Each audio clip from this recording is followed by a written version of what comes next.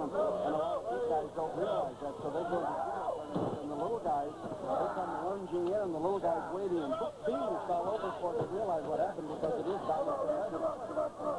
Right now, Sakaguchi's taking it to Mantell.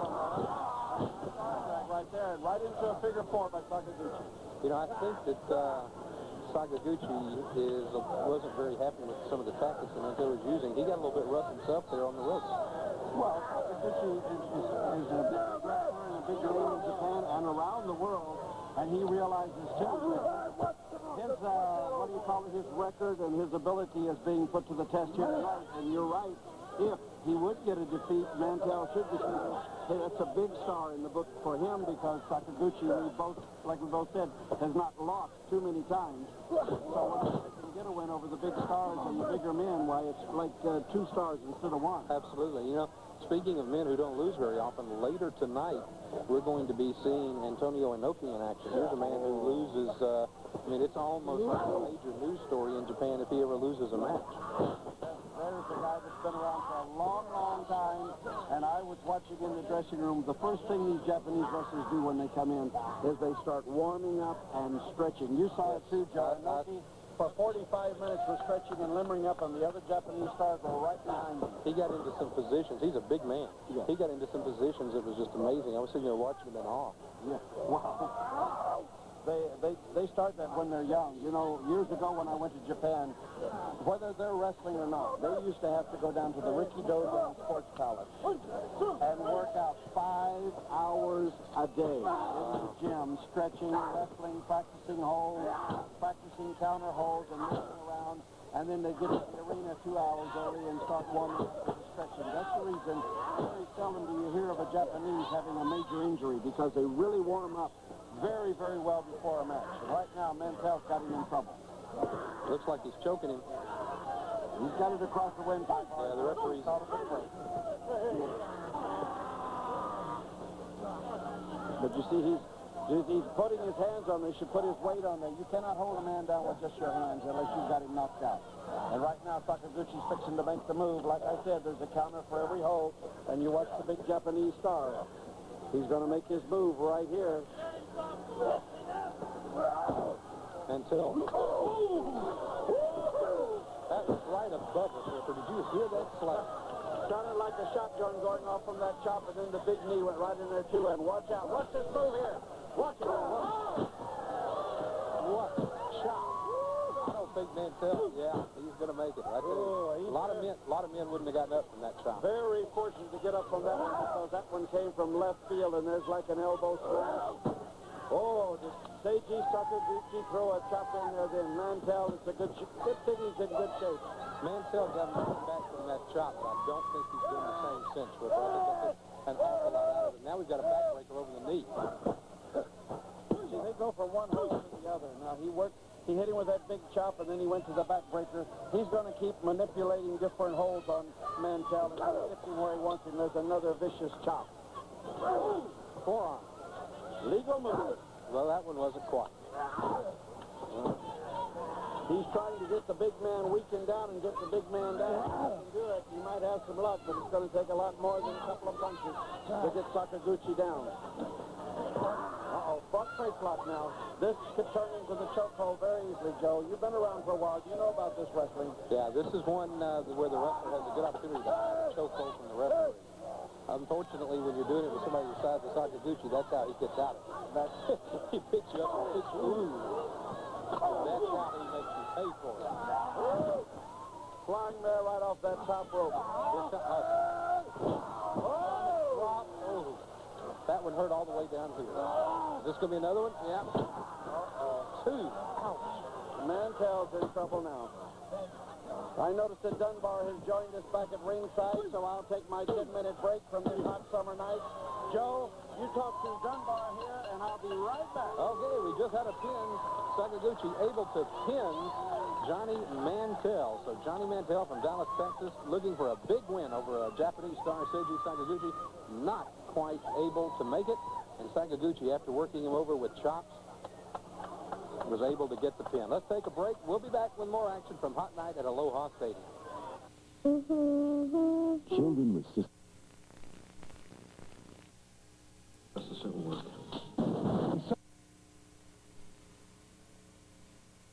Challenge and support the Cystic Fibrosis Foundation. Mr. Spencer, Why? there's no justice in this country. International justice at work. Somebody's dead now. I want the truth and I want it now. Spencer's got trouble. Big trouble. Did you think you knew everything about me? Spencer helps a Soviet ballerina on Spencer for Hire, Tuesday night at 9.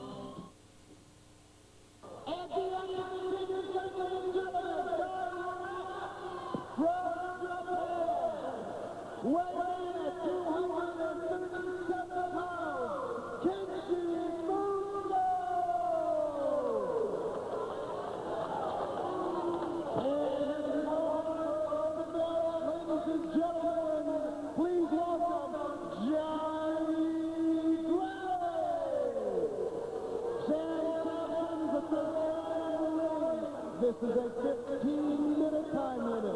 See you again. Well, welcome back to a hot night at Aloha Stadium. I'm Joe Pedicino from Pro Wrestling This Week. You're with me, Dunbar Wakayama. Wakayama. Japanese name, My as a matter of fact. favorite name. We've got a lot of good wrestling action here with the Japanese Warriors. Absolutely. I tell you, we're seeing some of the best matches we saw earlier, as you know, Seiji Sakaguchi, one of the top wrestlers. Now we're seeing a new young man by the name of Kenji Muto, who is one of the top up-and-coming young men in Japan. He's going up against a fellow from the U.S. named Jerry Gray, who we've seen before in action. We had him on Pro Wrestling This Week in Dallas and a couple other areas. Right now, having a tough time of it with Kenji. Kenji Muto coming down with a knee right across the throat of Jerry Gray. Kenji was trained by the famous wrestler Antonio Inoki, International Grand Prix Wrestling Champion. Absolutely. Far East. And he's picked up an awful lot of good moves from him. Here working on a reverse chin lock.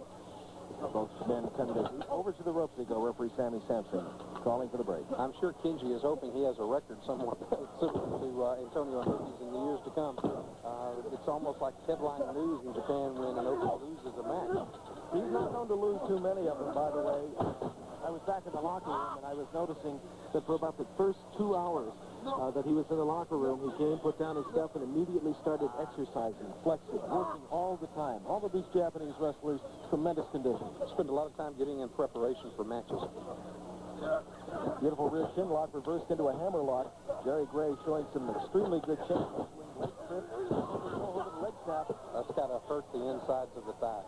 Well, I'll tell you. Pain immediately coming down with that elbow right on the left leg of Jerry Gray. Kenji Muto showing some real fast wrestling action here. Grabbing the chin. Neck twist now by Jerry Gray. Little extra additional pressure there on that leg. Got it sandwiched up with a short leg scissors. He's trying to use the head to control the rest of the body, but unfortunately for him, Kenji Muto has better control of the leg right now. Applied a lot of pressure to that left foot there. Twisting leg lock by Kenji Muto. Fine Japanese wrestler. Kick out by Jerry Gray. Back to his feet. Both men squaring off again against each other, stalking each other. Jerry Gray, I understand, has been on a tour of Japan and has done very well on this tour over there. The Japanese appreciate the fine American catch-as-catch-can wrestling. Jerry Gray is one of the finest young exponents of the sport. Very scientific. That's what the Japanese wrestlers often like. They don't care for the guys that bring the two forward. Boy, you felt that right in the small of the back. He pulled him all the way. That was a high toss. It was. Going back to reverse chin lock. Holding on to the front of the forehead there. You'll notice some unorthodox moves by the Japanese wrestlers. This could be, if applied properly, a sleeper hold, but I don't think it's being used in that context at this point in time. Dunbar, let me ask you a question. Do you think the American wrestlers have a lot more trouble with Japanese wrestlers because of some of those unorthodox moves? Because the style of wrestling is a lot different as you go from the different countries around that's why so many wrestlers like to take an international circuit, so they can find the different moves and the different wrestlers. For example, if you'll notice, there's an awful lot of fast chain wrestling being used in the Japanese and Asian countries. Looks like we got a setup coming up here for a high vertical suplex. Blocked over, small package, roll up, one. Good try. Okay. Almost a good example of the chain wrestling you were talking about. Yeah, for every move, there's a counter, and if you notice, A lot of this is a kind of a psychological chess game. You don't know what the other guy's going to do. Oh, right on the button. He hit him right on the chin on that one. Square on the jaw. Looks like we're going to have a Boston Crab if he can get him over. Trying to get him over right now. Pressure by Jerry Gray trying to keep him. He's got him. He's got him over. Going down for the pressure now. This could be a submission. It's going to take an awful... Look at that. I was just about to say it was going to take an awful lot of strength to get out of that. And Jerry still had it. Headbutt. Kenji Muto being draped over the top ring rope right now. Pressure being applied by Jerry Gray as referee Sammy Sampson makes a 2. Slingshot back off. Down to the canvas we go. Quick elbow drop right of the neck. And another one. It looks like Gray has decided that maybe some rough tactics are what's going to be in order. He's going to need to use a lot of power there because after those devastating moves, he only got a 1 count. He telegraphed that bar. I think Kenji saw that one coming. He just right over the ropes, comes down with a couple of leg kicks. Oh, 2. Did he get him? It looks like it. No. Referee Sammy Sampson signals that it was only a 2.5 count. Looks like If he does this, it'll be over. Right on his head. No way. Wait a minute. Where's he going? Where's he going? What's he going to do? Heading up to the top ring ropes now. Look at this. I've never seen such a move like that. Look, did you see that Dunbar slip right into a press Off the top rope. Incredible move by Kenji Muto, the Japanese star. I tell you, you see that Japanese training in a move like that. I haven't seen that many of the Japanese wrestlers pull that one, though. I'll tell you something. Jerry Gray has just found out that Kenji Muto, the winner of this contest here at Hot Summer Night at Aloha Stadium on Pro Wrestling This Week. We'll take it to a break. We'll have more action on Pro Wrestling This Week right after this timeout. Wrestling fan Sonny Ross, Polynesian Championship Wrestling has never been more exciting, has never been more dynamic. Aloha Stadium, Hot Summer Night 2 is now history. With me, I have Mrs. Leah Maivia, promoter of Polynesian Championship Wrestling.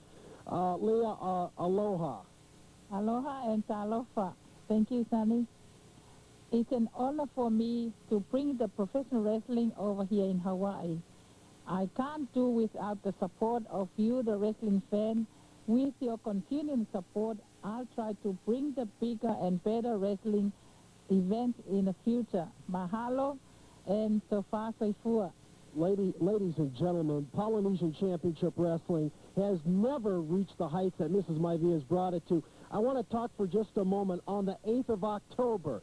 8 men in a cage. First time in professional wrestling, in the history of professional wrestling, a steel cage will be put on the platform of the ring. No ropes.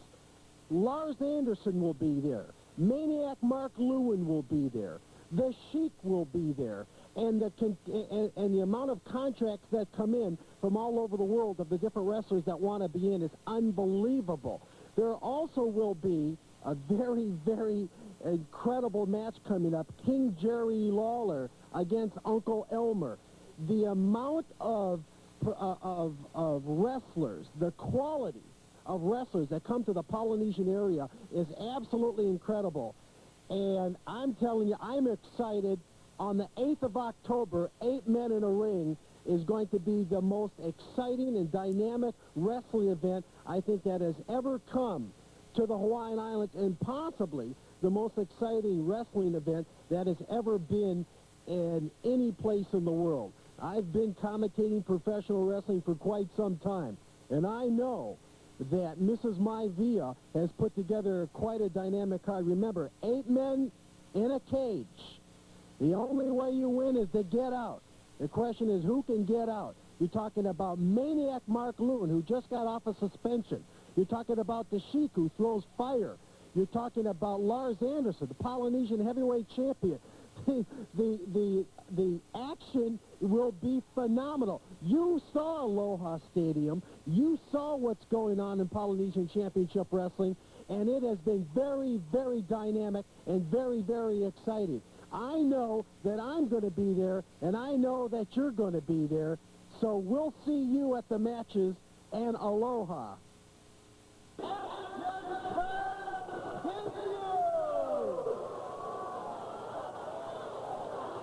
Ladies and gentlemen, this is a very exciting match we've been waiting for this evening. Already in the ring, direct from Japan. Ladies and gentlemen, a warm welcome for Tatsumi Fujinami and Kendo Kimura. All right, this is the tag team champions right there, Joe. An amazing tag team from Japan. Oh, they are the tag team champions, and they are fantastic. This is going to be a match you get comfortable, sit back in your living room chair, and you're going to see four of the greatest wrestlers Japan has ever produced. And I'm going to tell you, it's going to be action personified. We're Joe. looking at the champions right now. This is Fujinami and Kimura from Japan. They are the tag team champions. The gentleman in black, the ninjas, are Mr. Pogo and Kendo Nagasaki. And our wrestling fans are familiar with Kendo Nagasaki he has wrestled quite a bit in the Florida area with our good friend Gordon Soley. All right. And the challengers here, Kendo Nagasaki, the one with the least amount of hair, I guess would be a nice way of saying it. They attack him. They're not going to wait for the bell. You know, this team is famous for this. Well, I'll tell you what, they started the action right off, like I said. Get ready for a big one because we've got it right now, and it's underway, Joe. This is for the Japanese Tag Team Championship. And you know, in Japan, the Japanese Tag Team title of the New Japan is the top tag team. It's like being in the U.S., it would be similar to being the World Tag Team Champions in one of the major associations. So we're talking about two of the top tag teams in the world in the ring right You now. sure are, and right now, the champions are taking it to them. They started off. Maybe they bit off more than they can chew, but I'm going to tell you right now, watch the action on this because these guys are in the 200-pound area, and they are heavyweights, but they move like the junior heavyweights. They're Absolutely. like lightning, Joe. In the ring right now, we have Mr. Kimura, and he is in the ring, Kimura, with Mr. Pogo. And we have a front face lock back into the corner. Not a good place for Mr. Pogo to be. Witnessed right there. Front. Go ahead, I'm sorry. No, that's all right. Go ahead, Joe. I was just going to say it was a nice takeover, and now they seem to be working on Mr. Pogo's head. Well, you see what's happened is they make those nice moves, and then they go to a slam, and they go right back to the they'll tag right back out, and they stay right on the man. They don't give him a chance to catch the second wind or anything, do they? Oh, look at that. Out of nowhere. Vicious chop to the throat, Joe. You notice the dragons that Mr. Pogo has on those tights that he's wearing? Yes, sir. Yes, sir. Very decorative. I wonder if do you think they stand for anything? Do you think they mean it? I don't know. The Japanese are pretty descriptive in their moods, their habits, and maybe that's one of the arts of the martial arts that he has done or something. Watch this Move after move after move with these two men. Look at this. There's a tip out. Whoa! Not this time. Woo! Drop kick right on the chin. That's arm drag right in there. Can you believe the action? I'm telling you, Joe, it is great to be on the air with you and Pro Wrestling this week from Polynesia Land in beautiful Honolulu, Hawaii, and the Aloha Stadium. Okay, folks, you stay tuned. We'll be right back after this commercial break. Don't go away.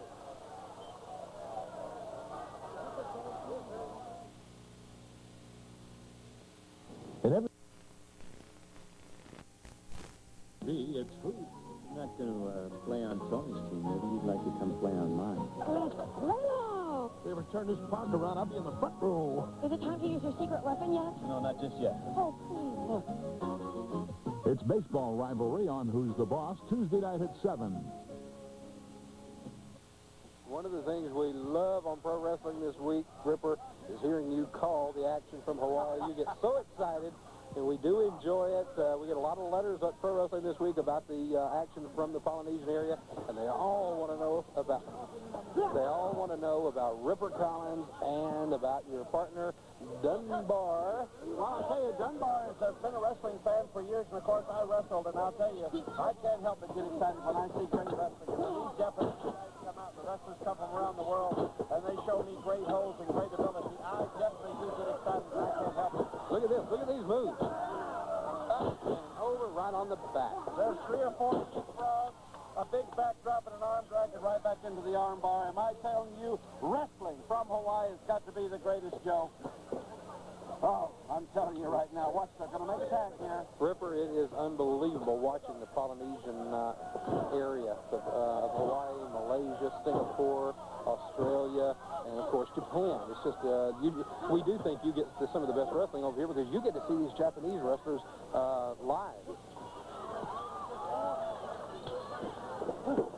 All right, Joe, we just seen a fantastic move right there, and in comes Fujinami right now, ready for action, but bingo, what happened? A leg dive and a tag. They're going to double team him. Look at this. Oh, right on that knee. Right in the knee. You know, we've seen these two men doing an awful lot of double teaming on this match. I think they feel like that it's going to take that to beat the tag team champions. Look at this move. Now, that's a move we don't see very often in the United States, but it's a move that's popular in Japan. And from what I understand from my good friend Gordon Soley, it has something to do with hyperextending the knee. Right, and it also stretches your hamstring. And, brother, whenever the hamstring hurts, you don't walk and you don't move too well. But did you see that move? He threw him right out, and the young man's right back in there. It was good that he got back in, too, because if he hadn't gotten back in, did you see Kendo Nagasaki on his way over to do some damage? Oh, yes. Oh, yes. They're definitely one of the top challengers. That's the reason they're going for this championship, and they're giving it all they got. Look at that. Look at that reverse kick. I'm telling you right now, fans, this is truly one of the best tag team matches I've seen in a while, and I have seen the greatest. They are all over this ring. Aloha Stadium is buzzing from this action. Look at that move. Right down on his stomach. That's going to take the wind out of him. And they're going for everything. They're letting all the air out of the bag. They're going for the big move right here. Look at him blocking this now. He was going for a soul top there, and he blocked it. Now what's happening? Whoa! Right off of that top rope across the back. Look at that Standing drop kick. A standing drop kick. Right on the chin. I'm telling you this. Bingo. Look at that slam, and he's right there for the cover. You can't pin the man unless you cover him. Ripper, what goes around comes around, and these two men are getting back what they dished out earlier today. Well, I'm telling you right now, I get excited because these guys are tagging in and out, and that's what tag team wrestling is. Bingo, bingo, tag, bingo, bingo, tag, and as long as you're doing that, you're going to wear your opponents down, and when you get them down, it only takes 3 seconds, 1, 2, 3, and it's all over. Neither man stays in the ring an awful long time, do they? Not on either team. As soon as they get a chance to tag out, they tag right out and get the fresh man in here, which is the smart move to do. Clawing him right in the face there, Ripper. Well, they got to slow him down some way, Joe, and that's the only way they can do it. If they can choke, cut the man's wind off, or punch him in the eye, and he can't see. If you can't see him, you can't hurt him. Now, see, he made a mistake there. He turned around and was looking for support about whether he should hit the man, and while he did, Mr. Pogo didn't ask. Well, you never turn your back on your opponent. Never. He'll never get him like this. No. They'll never, ever get that man that way. See there he is. Drag him over to the corner and make a tag. Make a tag, and in comes Fujinami. The fresh man is in. And bingo. Bingo. Right on the leg. And then a nice kick to the chest. Those are savate-like kicks. They use those in France a lot. Look at that drop kick right on the chin. Right on the chin, he caught the man. Look at this. What do we got? What do we got here? Pile driver. He's turning him around. Look at this. What are they doing? Oh, they got the... I think that's it. I don't see how this man's going to get up from that. That's got to be... Get down there and pin him. If you're going to do it, look, they're not going to try to pin him, Ripper. Well, I think they want to punish him and let him know we are the champions. I think they made him mad, if you want to know the truth, and I think you're exactly right. They don't just want to defeat this team. They want to get across the point of who the champions are. Well, sometimes you make a mistake by getting over. Oh, he caught him that time. Mr. Pogo went for that move once before, and it worked this time. Mr. Fujinami knew what was coming and caught it. Sometimes it doesn't pay to get overconfident, though, Joe. You make a mistake and let a man get up, and sometimes it's a bad thing to do. Here comes the Boston Crab. Another fantastic wrestling move. I love it when the wrestlers... But look at this, look at this. Oh. Vicious reverse savate kick. Look out. What's going on? Come on, referee. Uh-oh. Oh, he got his own partner. Oh. Nice drop kick. What's going on here? Look out, look out, look out. Oh, did you see that move in there? Joe, what's going to be one? He's got him. 2, 3. It's all over. Ripper, what do you call that move? That's a flying body press. I'm going to tell you, Luthez used to use it. A flying body cross. And Fujinami and Kimura have won this match. Once again victorious. the tag team champions of Japan are victorious again. And what a Ladies and match against gentlemen, their number your one challengers from Japan. They were able to beat them. And let me say this, in decisive manner they beat them. Right. The pin did it. Your winners, Fujinami and Kimura. Let's go to a commercial break. More action from Aloha Stadium coming up. Ladies and gentlemen, Sonny Ross, Polynesian Championship Wrestling. October 8th, coming up. 8 men in a cage. No ropes. The cage will be put on a platform. We're talking about Lars Anderson. We're talking about the Sheik. We're talking about Maniac Mark Lewin. I persuaded Lars Anderson to join me this afternoon. Lars, thank you for coming. I want your thoughts on this October 8th match that's coming up. Well, you know, the match is a very different match in the world of professional wrestling. This particular match has never been held in the world of wrestling. The cage is actually going inside of the ring in the Neil Blaisdell Center. The ropes will come off. There won't be any ropes on the inside of the cage. The first man out wins. It's $8,000 on the 8th and 8 men in the cage, and it's the first time that there has ever been 8 men in the cage here in Hawaii, and to my knowledge, the first time in the world of professional wrestling, especially with the fact that there are no ropes on the inside. This is the first in the world of professional wrestling, and Leo Maivia signed it. Also signed for the match. I'm in the match. Maniac Mark Lewin, any match that he signs for, I want to be in. The Sheik, you know, for some of the things that we've seen this man do, you know, in the past. You know, I mean, this guy is absolutely crazy as far as I'm concerned. Doesn't belong in the world of professional wrestling. Bruiser Brody has signed for the match. Bruiser Brody said he's bringing his 2x4, whatever he wants to bring, you know, like. The idea on this one is that everyone was going to be searched or nobody's going to be searched. I don't know what the story on that one is. The American Wrestling Alliance hasn't touched it. The National Wrestling Alliance won't touch it. The WWF won't touch it. Nobody will touch this match, you know, because it's too hot for anybody to touch. Nobody wants to sanction it. Nobody wants to be responsible for what could happen in this one. All of the wrestlers have signed injury releases. Grizzly Smith is in the match. You know, like the Black Ninjas, you know, like signed to be in the match. Kamala Mala wants in the match. The entire Hart family wants in the match. You know, like, I don't know exactly what's going to happen, but, you know, there are about 50 contracts in the office of Mrs. Maivia. Kevin Sullivan wants in the match. Everybody wants in the match for one reason, because they're taking the roughest characters in the world of professional wrestling, putting them inside the cage. The first man out wins the $8,000, and wins the prestige of saying that he came out on top of the roughest characters in the world of professional wrestling. But I tell you one thing. The Sheik is going to be in for a beating, and so is Maniac Mark Lewin when they step in that ring, because this time there'll be people there to take care of him. Brody, Grizzly Smith, and myself to be there to take care of him. Wrestling fans, you heard it. It is an unsanctioned match. NWA won't touch it. The AWA won't touch it. The WWF will not touch it. It is too dangerous.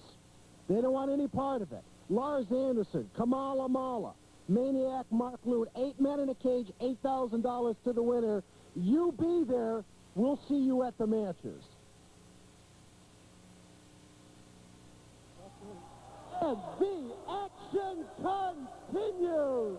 Ladies and gentlemen, very, very special wrestler this evening. They call him the living legend, direct from Japan.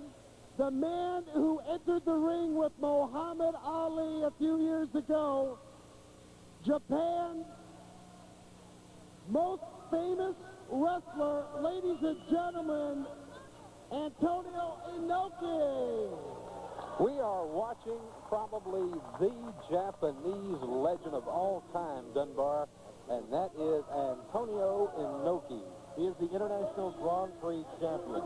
He is the man who met Muhammad Ali in the ring in a mixed boxing wrestling match a few years back. And you know, Dunbar, I hear rumors throughout the wrestling world that as part of the big IWGP tournament coming up in November this year, he is going to be repeating that performance with a different boxer. I understand they're in negotiations right now with some major boxers, and that Inoki is feeling that it is time again to prove his point, and he's going to be going back into the ring against a world-class boxer. Well, I'll tell you something. There have been a lot of wrestlers, and there have been a lot of boxers, but Antonio Inoki ranks as one of the top right here in the ring now. He's got a big challenge now here with Hacksaw Higgins.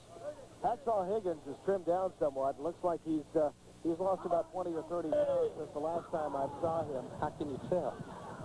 He's a big man, but Antonio Inoki, I've seen him wrestle the biggest of the big. He's had the King Kong Bundys and the Andre the Giants and like that. We had a match with Antonio Inoki and Andre the Giant that was an outstanding match. And just recently, a match with the Giant Machine and Antonio Inoki. A lot of controversy over the Giant Machine. Antonio Inoki in fall position there, got a count of 2. Hacksaw Higgins pushing his man over, once again trying to repeat it. Had a little extra leverage there. Luckily, the referee caught him. It's hard to be a referee in this wrestling match because, you know, you can never tell. You can't be at all places at all times. Very often you can't see the yank of the hair or the pull of the tight.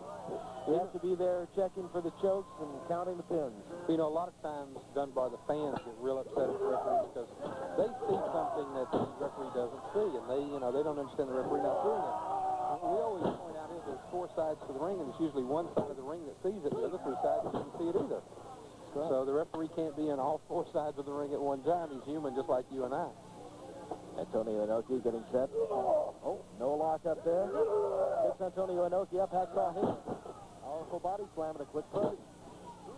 Count of 2 again. Antonio Inoki flails out. I don't think you're going to beat Antonio Inoki without hooking a leg. I just don't think you're just going to be able to wear him down enough just to lay down on him and pin him. I think you're going to have to do something, and especially hook a leg, or you're going to have him in a package of some sort. Hacksaw Higgins in command of this match right now. Working a reverse chin lock. Look at that look on Inoki's face. I mean, you talk about determination. You know, they say you can count the number of times that Inoki has lost on 2 hands, and that's over a 10 to 12-year period. You know, when you think about it, a wrestler who has not been pinned on an average of more than once a year, that's a phenomenal record. Well, Antonio Inoki deserves it because he's one of the most well-conditioned athletes to come out of the Asian country. Look at that slap. Oh. Adding insult to injury here, Antonio Inoki, big right cross. Again, it looks like a closed fist to me. Hard to say how he's handling it. Hacksaw Higgins definitely taking the punch. His eyes are rolling. Who is this? Wait, that's Steve Williams. Steve Williams. That's Steve Dr. Death Williams. It certainly is. Antonio Inoki, he's caught by a clothesline. What's going on? Throws him right into that second ring rope. Steve Williams was supposed to not be wrestling tonight. He was not supposed to be in action tonight. And now look at this. He just turns around and walks off. And wait a minute. He's got Antonio Inoki. Wait a minute. Steve. Japan! I will return! I will bring a shadow of death! Just remember that, Inoki! Watch it. Look out. There's a chair coming. Dr. Death, Steve Williams, and Antonio using chairs. He says, get into this ring over here. They've got the small ring up that they were going to use for a cage match, and he's challenging Antonio Inoki is calling in Steve Williams. He says, bring in your chair, bring in anything you want.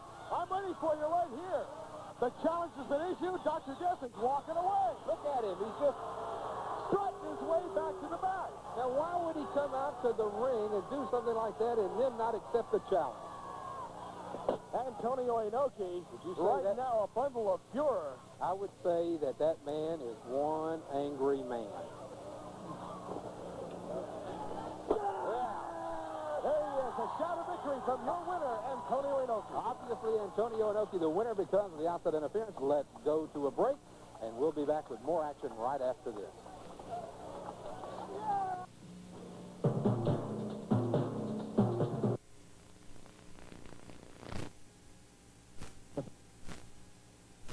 Channel 4.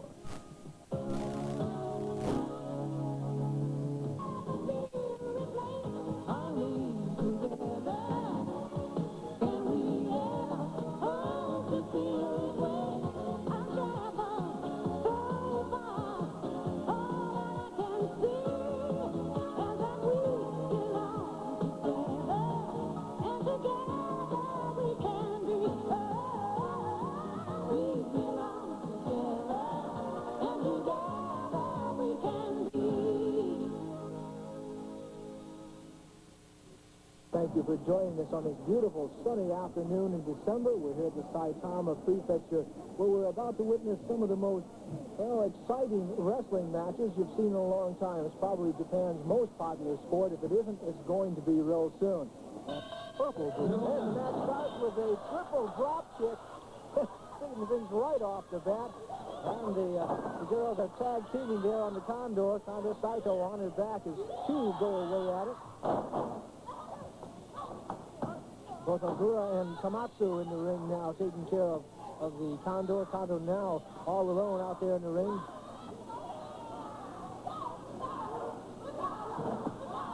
Over in the corner now is the bad side, the blue corner, takes care of the girls.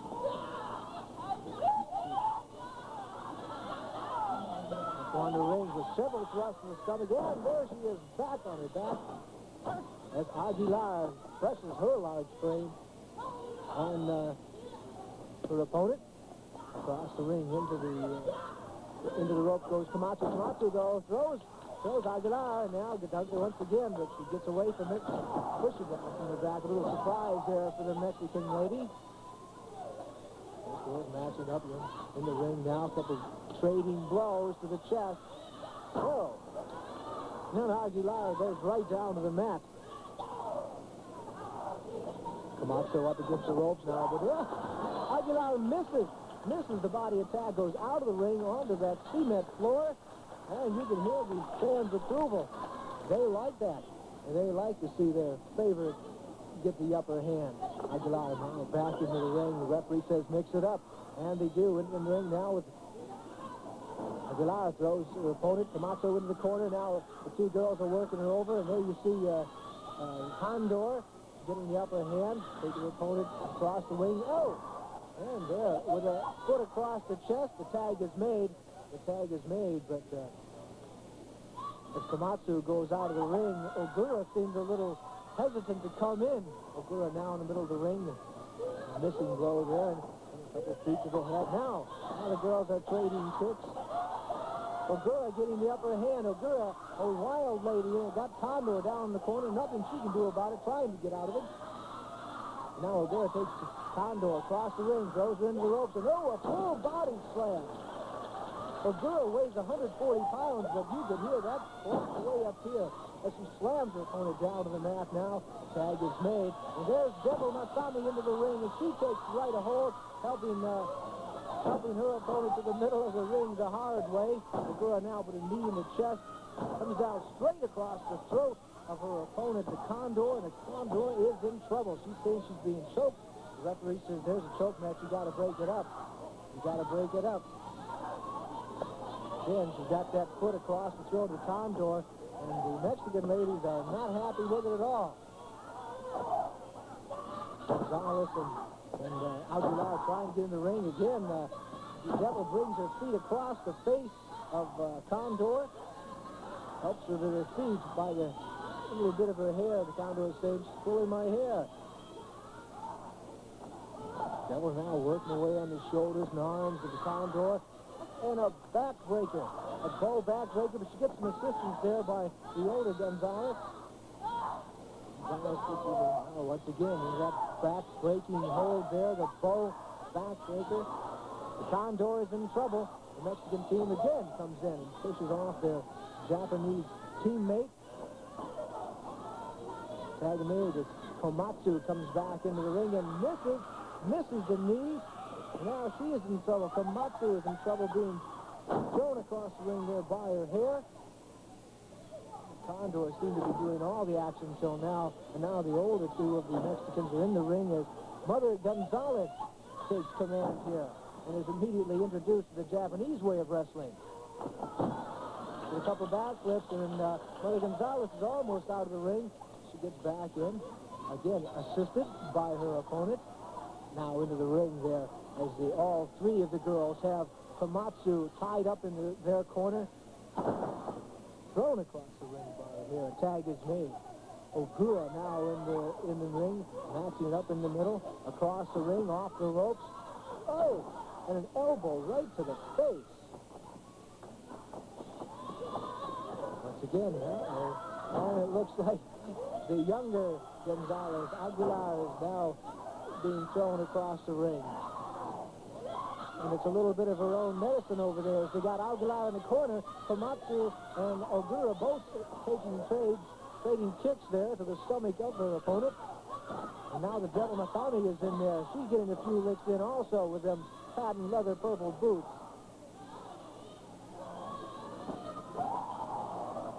The younger Mexican Aguilar is definitely in trouble as the Devil takes her down and is going to full body slam. We're waiting. There it is. Again, Devil comes across the throat of her opponent with them legs. A little bit of assistance in the corner.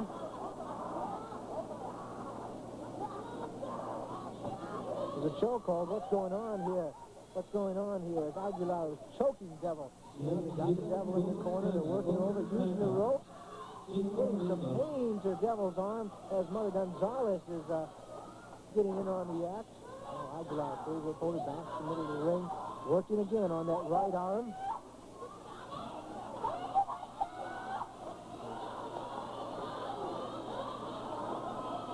Both the Mexican girls obviously showing their way of wrestling as they take care of the Devil's right arm by breaking it over that. There they go again, taking it over the ropes.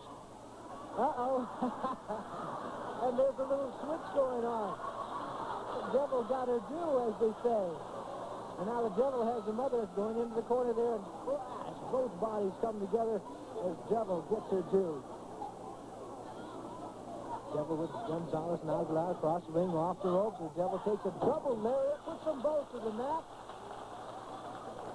Mother Gonzalez complaining some pain in her throat. I can't understand it. Obviously, Devil Masami has the control. Now the girls are out of the ring. They're out of the ring as you see the Devil now taking her opponent. And mayhem is all breaking loose. All 6 girls now outside the ring going at each other. Condor Saito has Ogura over in the corner. They're working away at the Devil now. The referees in the ring say, hey, let's get the action back in here. See the fans there making room. They know what's going on. Devil is upset. Referee's getting things back in the ring. Ogura now. Ogura taking control of the situation, taking Condor. Oh! What a slam. All the air in the lady went out that time. Condor now taking control. She's got a chokehold. She's got a chokehold on Ogura. Ogura down in the middle of the ring. Referee's trying to see it. Of course, Condor is not going to let the referee see it. No assistance with the hair there. See Condor Saito taking command of the situation. Condor and Ogura in the middle of the ring now. The head scissors. Condor. Condor working that right wrist in the temple of Ogura. Brings Ogura's face down across her knee for a little pain. The tag is made now. The older of the Gonzalez girls are in the ring as the Mother takes command of the situation. Trading some blows with Ogura. Now Ogura turns tables around. Trying to find out who's in charge here. The Mexican lady obviously is. She has incredible strength and big thighs, but it doesn't matter. Ogura now turns the tables and shows her a little bit of Japanese style. What's this? What's this? Down for a count of 1. It's not enough. The tag is made as Ogura helps the Gonzalez over the corner now. Ooh, head right to the chest. That was no body block. That was strictly a head right to the lady's chest. Now with a cross body. No count. Mexican girls with a foot to the throat as the older Gonzalez takes command. Into the corner now as all 3 girls work over Komatsu. Komatsu in trouble in the corner. Condor gets in with a foot to the stomach. Condor now makes the tags in the ring. Tables turn again. Again, as you see Komatsu thrusting her head into the chest of Condor. Condor now with a smooth move. Oh, puts Komatsu over on her back as she gets out of it, up against the ropes. Using the ropes again. A drop kick. A drop kick to the chin of Komatsu. Komatsu is looking for a tag. The tag is made. Tag is made as Devil Masami looks at the anger in that lady's face. It's hard to believe that she's the lady we heard just a few minutes ago singing right here in the middle of this arena. Devil is angry. Condor Saito with a couple of kicks to the body of the Devil, and Devil says it doesn't hurt. And now a slap to Condor's face. These fans enjoy this. These Japanese fans love this. As the both girls are in the middle of the ring trading blows. And Devil says, come on, I can take some more of this. And now, ooh, that was a closed fist punch right to the throat of the Condor. And Condor is in trouble off the ring. And a lariat to push it down on the mat. The mat could be short. Devil taking strict command of the situation. Ooh, and a body slam there to the Condor. Condor managed to get out of the pin. Condor now in the corner being worked over by Ogura. Ogura with a couple knees to the chest. Ogura now across the ring. There it is. A short to the throat. Condor has had enough of this. Makes the tag. The younger Mexican is in the ring, Aguilar, and she gets introduced to the Japanese style of wrestling as they take her in the corner and work her over a little bit. Komatsu said, I've been in your corner now, try our way. The tag is made. Gonzalez back into the ring. Komatsu doesn't matter. She makes the tag herself as she takes the upper hand. Got Gonzalez down on the mat. A little hair pulling, a little throat holding there. Aguilar into the ring now. Shows Komatsu to the apron and pushes her out of the ring. The referee is not letting the match go out of the ring, but there it is. Now the overlady Gonzalez goes over. Once again, all the girls are out of the ring. All the girls are back in. Three of them working over the Devil now. Up into the ropes. Missed the throw into the corner. And drop kicks to the back of the Mexican wrestlers.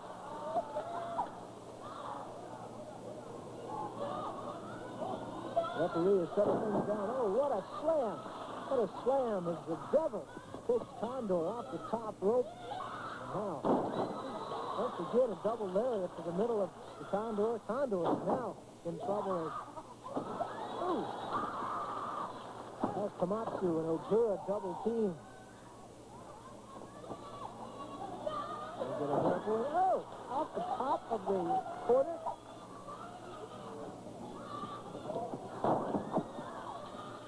That's got to hurt both ladies, but it seems to be hurting the Condor more. What's this? Upside down. Condor can fly. Oh, a backbreaker across the knee of the Devil, and the Devil gets the pin. That match was quick, and it was obvious. You folks stay tuned. We'll be right back after this commercial break.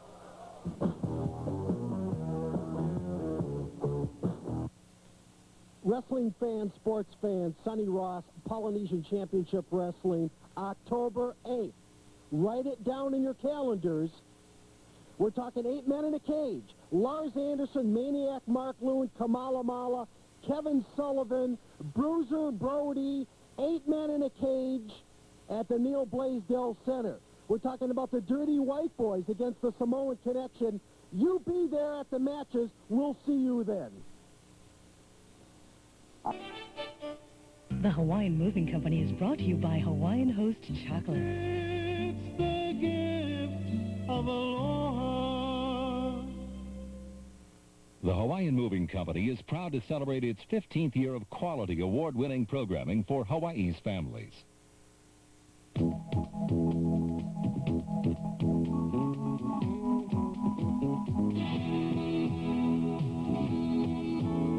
Tonight on the Hawaiian Moving Company, we'll meet WWF star and Big Island boy, Crush. At Konawaina High School, they knew him as Brian Adams, but now he's making a name for himself as one of the biggest, baddest bruisers in wrestling. We'll meet a local slammer who's pinning his way to the top. Then we'll meet the Big Island man who's teaching local kids the art of circus performing. These cakeys can't wait to clown around and show the audience their newly found big top talents. Plus, we'll meet the professional swinger with the most amazing handicap in golf. Paralyzed from the waist down, Dennis Walters has found a way to humble everyday stand-up golfers. Hi, I'm Michael W. Perry. Thanks for joining us for the Hawaiian Moving Company. First off tonight to the Big Island. I meet a very interesting guy. He was one of 4 Americans who went to Japan and took a grueling training course which allowed them to rise to the top of their chosen sport. You're saying, well, that must be sumo or karate or judo. All-star professional wrestling.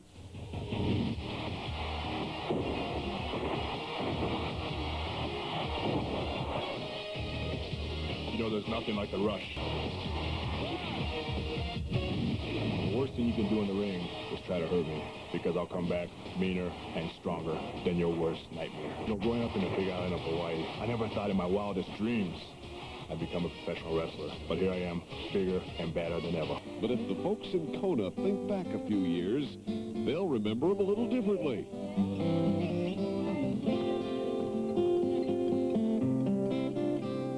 As part of Kona Waina's class of '81, Bryan Adams was the skinny kid who basically excelled at surfing. But over the years, with lots of hard work, Bryan turned skin and bone into mounds of muscle. After I graduated from high school, I went in the Air Force. I was stationed in Japan, and that's where I was scouted and became a professional wrestler. And, well,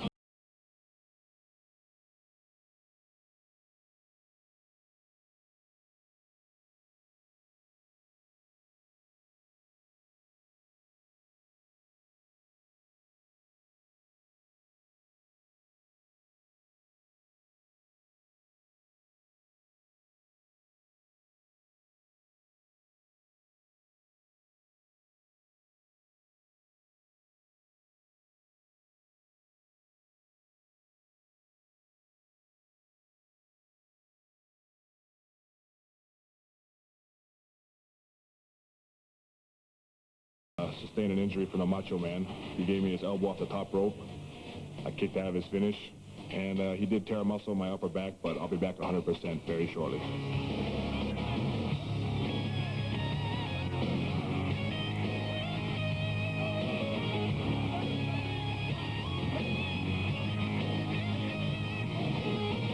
Now, for you WWF fans, you know that Crush just recently had a major career change. That's one of the many reasons he'll need to be in 100% condition when he returns to the ring. His once pristine good guy image has recently been blemished. Now that I come home, a lot of fans ask me, especially kids, you know, Crush, you know, are you turning your back on us too? Or the answer to that is no. I would never turn my back on the people of Hawaii or the island of Hawaii. I love it here. It's my home, and I'll do whatever I can to support Hawaii. You'll think of the hometown folks.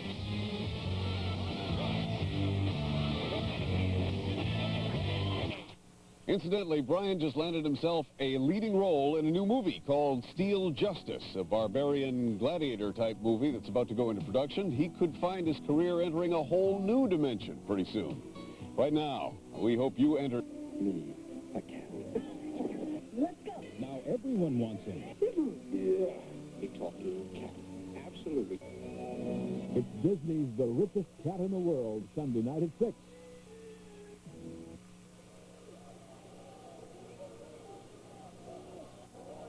Ladies and gentlemen, the action continues. At ringside, he calls himself the King. He's with his valet. Ladies and gentlemen, may we have a big welcome for the man about to enter the ring at this time, King Jerry Lawler!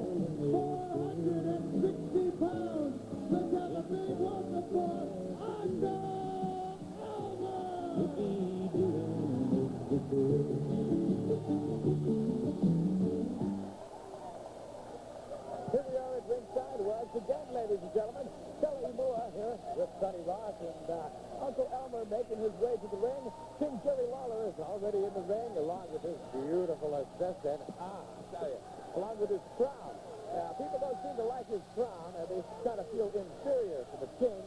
But, well, that's the way it is sometimes in professional wrestling. Uncle Elmer out here on the side of the ring. I'd like to thank my transportation, Celebrity Limousines, for providing my transportation here this evening to Polynesian Pacific Championship Wrestling. Well, we've got Uncle Elmer and Jerry the King Lawler looking like he's got a little trouble with one of the fans right now, colleague. I don't know, Sonny. You know, Sonny, Cesar Baggio said to say hello to you. Oh, well, good. I appreciate that. Cesar drives me on down the wrestling celebrity limo. Sonny, look at that. The crowd is getting so involved, it is unreal. Well, King Jerry Lawler, he calls himself the king, but I don't know how he's going to do against 460-pound Uncle Elmer. There he is. There he is. He better get his valet out of the ring because we're going to have action coming up here. Oh, yeah. Yeah, that Jerry is protecting his second right now. Uncle Elmer off to the far side of the ring, wearing a gigantic lei. How long do you think that lei is, Sonny? Well, I'll tell you what. Uncle Elmer wears that. Look at it. He's going to the hula. Uncle Elmer wears that outfit into the ring. He wrestles in it, and he wears it out, and gets in his pickup truck, and he goes right along. I tell you, hey, Hulimako one time. Uncle Elmer there, he's a little bit hoo-hoo there in the ring, a little bit upset with the King Jerry Lawler and his second. Yeah. There he goes. Well, Uncle Elmer better watch his P's and Q's with Jerry Lawler, because Jerry Lawler is definitely no slouch. I don't know who he wants to hit, Sonny. He takes the lei off. He says he's ready for action. Jerry Lawler says, wait just a moment here. The fans are just going crazy here at the Neil Blaisdell Arena. It is spectacular. Jerry Lawler is just about ready. I don't know if he's stalling for time or if he's just a little bit afraid of Uncle Elmer or what, but the match should be getting underway here very shortly. Oh, no, he wants the mic. Jerry Lawler wants the mic. And he's going to say something to the crowd. He's going to say something to the crowd. Let me tell you something, you big dumb hillbilly. If you're not careful, I'll let her loose and she'll probably beat your stinking brains out. Do you understand me? King Jerry Lawler. Can't hold her back. Jerry Lawler issued a warning to Uncle Elmer. The anxiety is high now, Sonny. Excitement. Now Uncle Elmer says he wants the mic. Here, Uncle Elmer wants it. I hope it's on. I just wanted to tell you, you better get that little rail out of here before I drop this 400-pound leg on her and you too, boy. If you want to save 12 to 50%.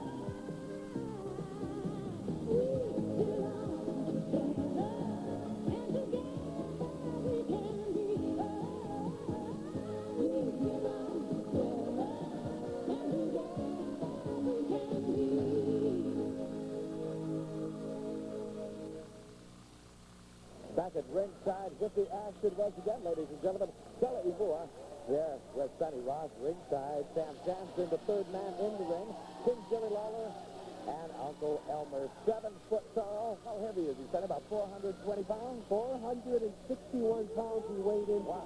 461.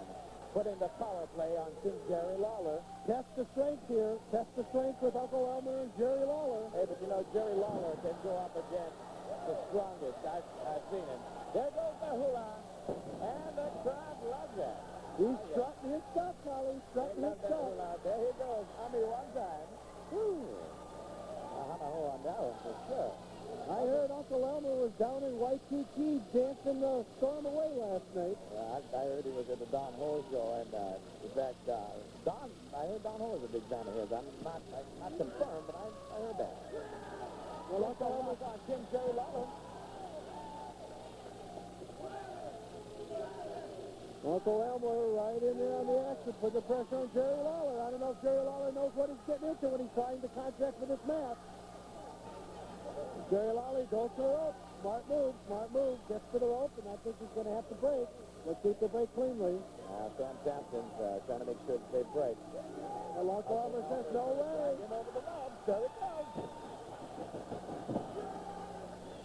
Still got that headlock on him, and boy, that hurts, especially if your opponent is 460-some-odd pounds. Well, the amount of pressure he's putting on his head is absolutely amazing.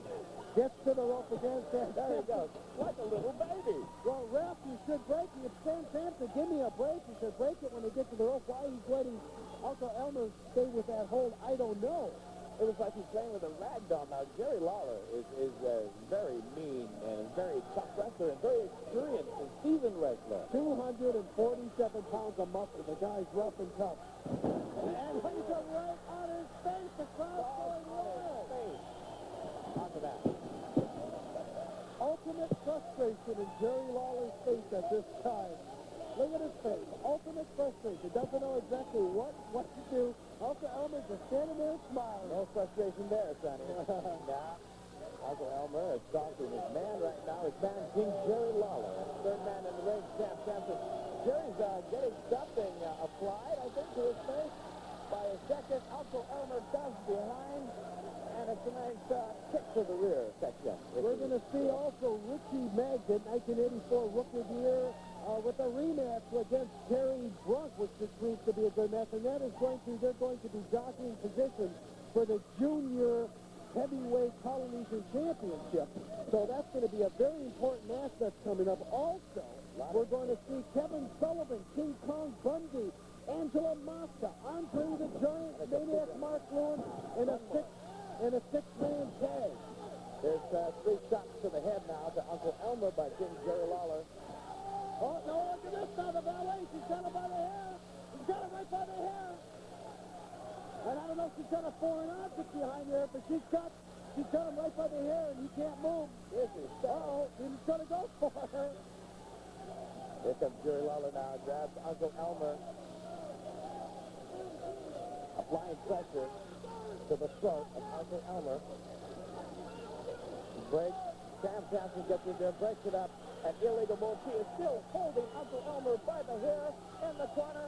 Jerry Lawler, he's down there arguing with Sam Sampson, comes over again, grabs him by the hair, gets Uncle Elmer up there, and it's a shot to the head by King Jerry Lawler. One more. Come on, ref, give me a break. Get her out of there. Get her out of there, ref. Come on, Sampson, get her out of there. She's got no business being in that ringside, Collie. Now, Uncle Elmer is in trouble in that corner, Sonny. Well, she's concerned because I don't know if she's got a foreign object, if she's just from there. Now he's coming back. One blow to the head staggers King Jerry Lawler. There he goes up against the rope. He gets one more. Uncle Elmer is working him over now. Into the rope. Back he goes. Up and over. Down to the mat. King Jerry Lawler. Uncle Elmer. Oh. That's the leg drop. To the throat of Jerry Lawler. Stay with us, fans. We'll be back in just a moment. More action the down fast. This is terrific. King Jerry Lawler, Uncle Elmer. We'll be back with more of the action that you love right here on Polynesian Pacific Championship Wrestling.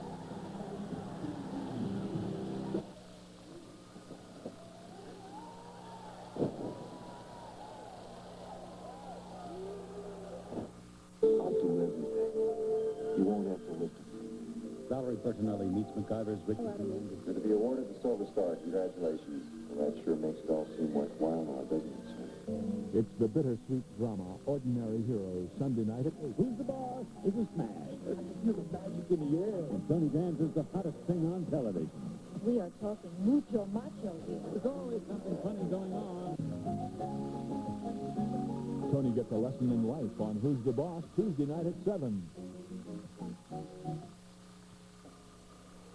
Ladies and gentlemen, you saw it. Uncle Elmer came down with a smash on Jerry Lawler's valet. 460 pounds right down on her. I don't know if she's hurt. Jerry Lawler's trying to find out. Perhaps if we have a doctor to help security, if we can get over here, please. Security can help us here. We may have a problem here. Do we have a doctor in the back? Do we have a doctor that's in the back here? There's 460 pounds down on King Jerry Lawler's valet. Let's have a big hand. Let's have a big hand. Ladies and gentlemen, let's get the security guards to clear the aisle. And please, would you please get a doctor in the house, please? Please keep the aisle clear. Please keep the aisle clear, ladies and gentlemen. Again, the winner of this match, 460-pound Uncle Elmer. The winner of the match, Uncle Elmer. Let's also have a big hand for the king, Jerry Lawler. A fantastic professional wrestler, King Jerry Lawler, losing this one to Uncle Elmer. There's Scott Allen in the ring from KORL AM 650 Radio.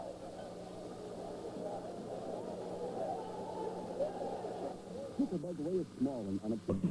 It's taste, flowing from the acclaimed ABC News Special 4585. Each week, not just a documentary of events, but a tapestry of life as it actually was. The music, the politics, the untold stories. Our World, Thursday, this fall, on KITV. This is KITV Channel 4, serving Coco Kai and all Hawaii. We're working for you on KITV, a Shamrock Broadcasting station.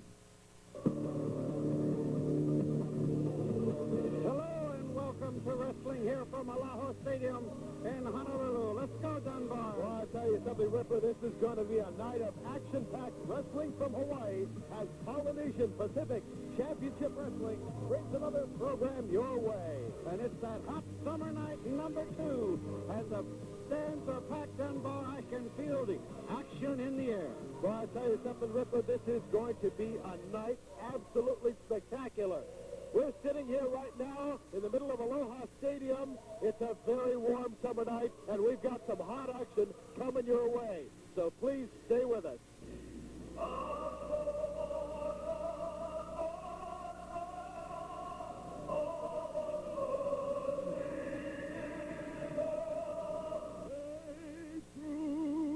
To the night that our flag was still there.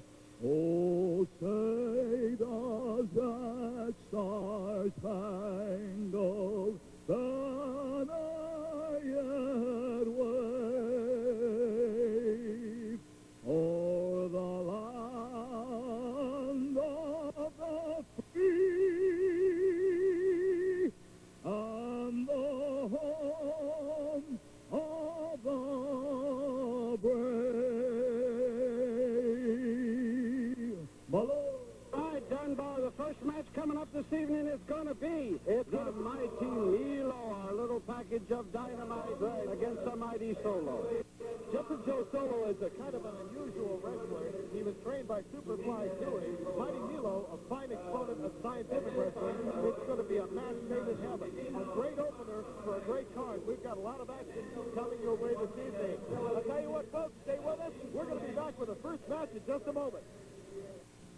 Polynesian Pacific Wrestling presents the End of Summer Series, Neil Blaisdell Center, Wednesday, August 20th, 7 p.m. See Lars Anderson and the 510-pound Grizzly Smith take on Kamala Mala and Maniac Mark Lewin. See the Avenging Barry Hart versus the Sheik. Be there to see Jeff Magruder attempt a new world powerlifting record, plus 5 more exciting matches. And as the Polynesian Professional Wrestling Special Back-to-School offer, children under 12 free when accompanied by an adult. Tickets on sale now. Neil Blaisdell Center box office. Be there. Alone and help today 1572.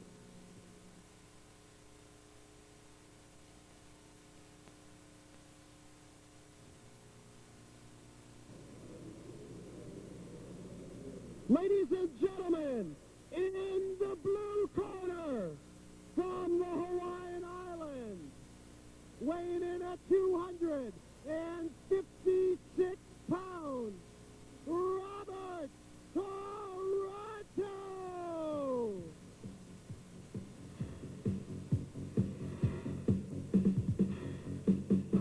And his opponent, which will be coming into the ring area shortly.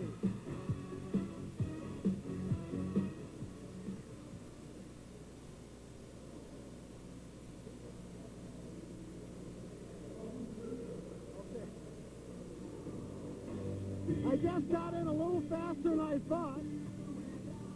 Jumping Joe Solo.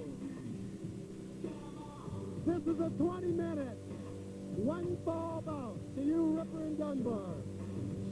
Okay, Dunbar, let's get into this one. This is the first hot one of the night. Yeah, you know, Mighty Milo was originally scheduled to open this, but I guess they wanted a contender more in the weight range of Jumping Joe Solo. So we've got two full heavyweights here.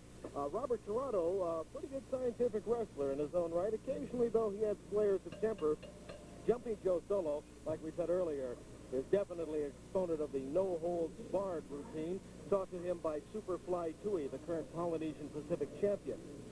So this is going to be a contest well worth watching. And the bell has rung, and there's the first lockup. It's collar and elbow. Robert Toronto forcing him right against the ring rope. And he steps back into a nice, clean break on the ropes.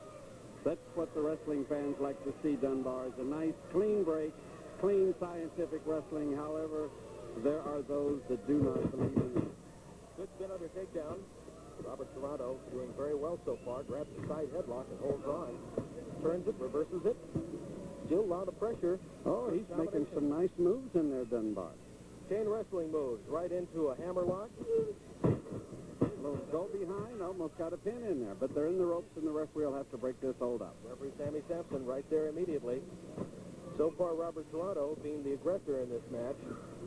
And he's also made some nice moves in there. Usually, Robert doesn't make all those moves. He gets one and hangs on to it. Tonight, he's making some nice moves in there.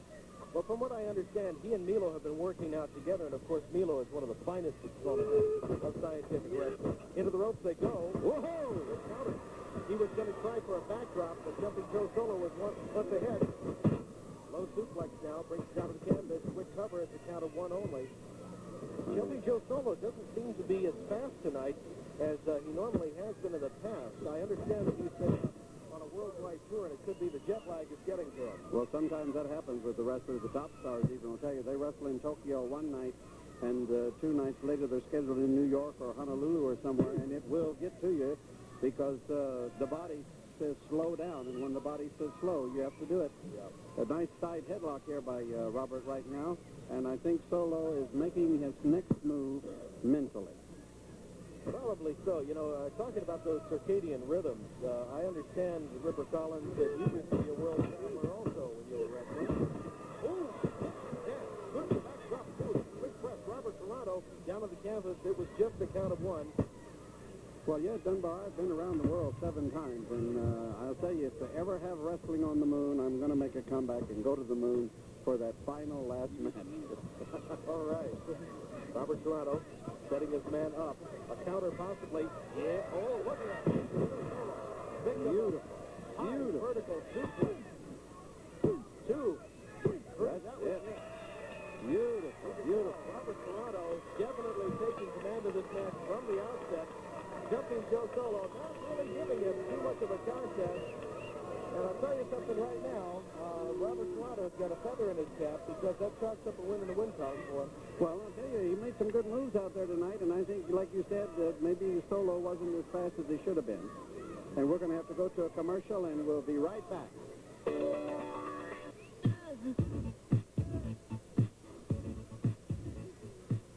Because that's what produces jobs. And jobs are what keep our young people here at home. Seftel, making things work for Hawaii. The next contest, ladies and gentlemen, is a 20-minute, one-fall tag team bout. In the blue corner, from Waianae, Hawaii, the team of Kini Popo number 1 and Kini Popo number 2.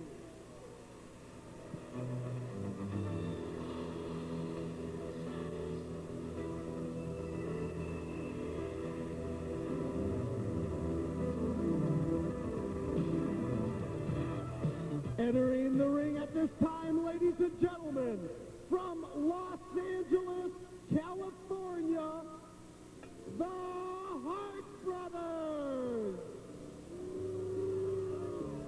Third man in the ring, Sam Sampson. To you, Ripper and Dunbar. I'll tell you up in Ripper. The Hart brothers are in for a tussle tonight with Kenny Popo, number 1 and number 2 in this tag team contest. And it's going to be a Bobby Dazzler, as you say. Well, I can tell you right now that I know the Keith boys from Canada. Their father is one of the biggest promoters in Canada. They have grown up with wrestling. And the Popos are very unorthodox, but the Keith boys do know their wrestling, and it's already started off. All 4 of them in the ring, Dunbar. Kenny Popo, number 1, immediately in the corner. And Kenny Popo, number 2, who's wearing the white tights tonight. Both of them, you got all 4 men in the ring at the same time. Here we go. Oh, reverse. Oh, that was a nice move in there. And the Popos went down to the count. Immediately clearing the ring, the Hart brothers. Oh, they got Keith wound up, and I happen to remember that when that Keith Hart gets going, he's just like his father, Dunbar. He can mix it up. He's not tall, but he'll mix it up with the biggest of them. Or I'll say. Right now, the Popos are going to have a conference over here and try to figure out what their next strategy is going to be. In the meantime, Keith is waiting inside the square circle. They have a 10 count to get back to the ring, so we'll see what happens. Looks like it's going to be Kenny Popo, number 1 and number 2 coming into the ring. There's not too much communication going on between the Popos. If you notice, tonight they were hailing from Waianae. In the past, they have hailed from Guadalajara and from England and various other points around the globe. Well, somehow I don't think they really know where they're from. I think that it depends on what Neil Kenny had last as to where he's from. If he has Mexican food, he's from Acapulco. Look at that move there. Number 2 is going to keep right back into the rope. Oh, that was a nice little move, but I'm going to tell you, Dunbar, watch these Hart boys, because their father, Stu Hart, can whip the best of them. He's almost 70 years old now, and he still trains with the young fellas.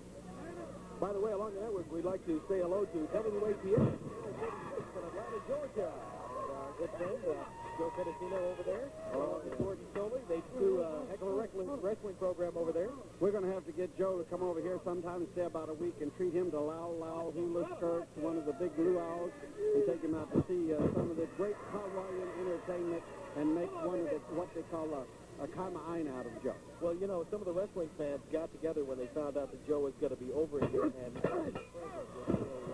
we'll skip a little bit later on. Oh, yes. So you people stand by, because it's a nice surprise for Joe to be a nice surprise for you. In Atlanta, we love you. We love everybody, but Atlanta, I used to be there once in a while, you know, in downtown. The old Civic Auditorium was great. I think Hart's ready right now. Oh, nice move. Then under takedown immediately. Back down to the canvas, holds onto a short arm bar. Yes, sir. That was 2 nice arm drags, and he got his figure 4 now. And we're going to see if Mr. Kenny Popo, number 2, can get himself out of this one. He's got his figure 4 in there now. I'm telling you, the Hart boys know their wrestling, Dunbar. Uh-oh, look out. Back into the wrong corner now. Keith Hart at the mercy of Popo, number 1 and number 2. Takes a quick shot. Kenny Popo, number... Oh, good. Grabs a side headlock. Kenny Popo, number 2, throwing him from number 1 into the rope. Good shoulder block. Another arm drag. Popo, number 1, down to the canvas. See how he figure 4s that thing in the Dunbar? That's all the years of training that he's had. These Hart boys, like I said, I hate to be repetitious, but they grew up with wrestling, and they know it. And I think Mr. Kenny Popo, number 1... Uh-oh, look out! That's a nice move by Popo in there. Fine for a head scissors, goes immediately to a front chancery. Uh-oh. Heading towards the rope, outside, referee calls. Uh-oh. Getting at a quick elbow right to the back of the neck. Got his man in the corner now. Popo, number 1, series of shots. And shoulder right into the throat. Twists the arm, hurls into the front turnbuckle. Look out! Boy, I tell you, he telegraphed that one. He knocked on the door, and there was no one home. Mr. Hart, Keith moved right out of the way, Dunbar. Okay, let's go back to the locker room now. Let's talk to Lenny right now in the locker room. Let's go. Ladies and gentlemen, Sonny Ross in the ladies' locker room, Aloha Stadium. I'm going to try to get somebody up. Spicy Williams, could you come over here for just a moment here? For just a moment, just for a moment, for this interview. Spicy, welcome to Honolulu. I understand you've got a big match coming up, Killer Tomato, and I understand you've been doing quite some training. Tell me a little bit about all the training you've been involved with for this match? I've been running about 6-7 miles every day, and I've been pumping iron. You want to feel my muscles? Oh, that's very, very impressive. I'm benching about 225 now and deadlifting 250. And you like tomato sauce? Well, I have eaten tomato sauce. We're going to have tomato sauce. And with a little spicy tomato sauce, it's over. I understand that you have quite a reputation in Hollywood as being a Hollywood stunt lady. That's right, that's right.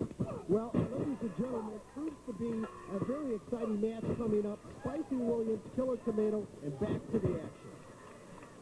Okay, and here we are back right now with the other heart in the ring right now with our arm drag on. Kenny Popo, number 1. The action is hot and heavy at ringside right here in Honolulu. Hard hanging on to that arm bar. Most of them, if you'll notice, they're using that reverse arm bar, which applies the pressure backwards. Yeah, well, I'll tell you something. Exactly. I told you they know the wrestling. Kenny Popo, 1 and 2 know their wrestling, too. They just don't depend on it a lot. I can tell you that, Dunbar. But they definitely do know good wrestling. They have the knowledge if they just use it. And to the rope. The easy way out, Kenny Popo. Number 1 goes to the ropes, Dunbar, to break that hold. And in comes number 2. Well, you know, I'm sure that all the fans of Joe Penasino and WATL, Channel 36 in Atlanta, are going to be enjoying all the wrestling from Holiday Pacific Championship Wrestling.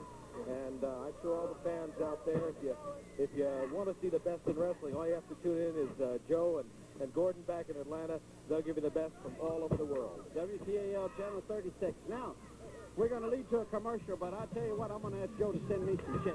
Let's go to commercial. We'll be right back with more action from Aloha Stadium. Runners.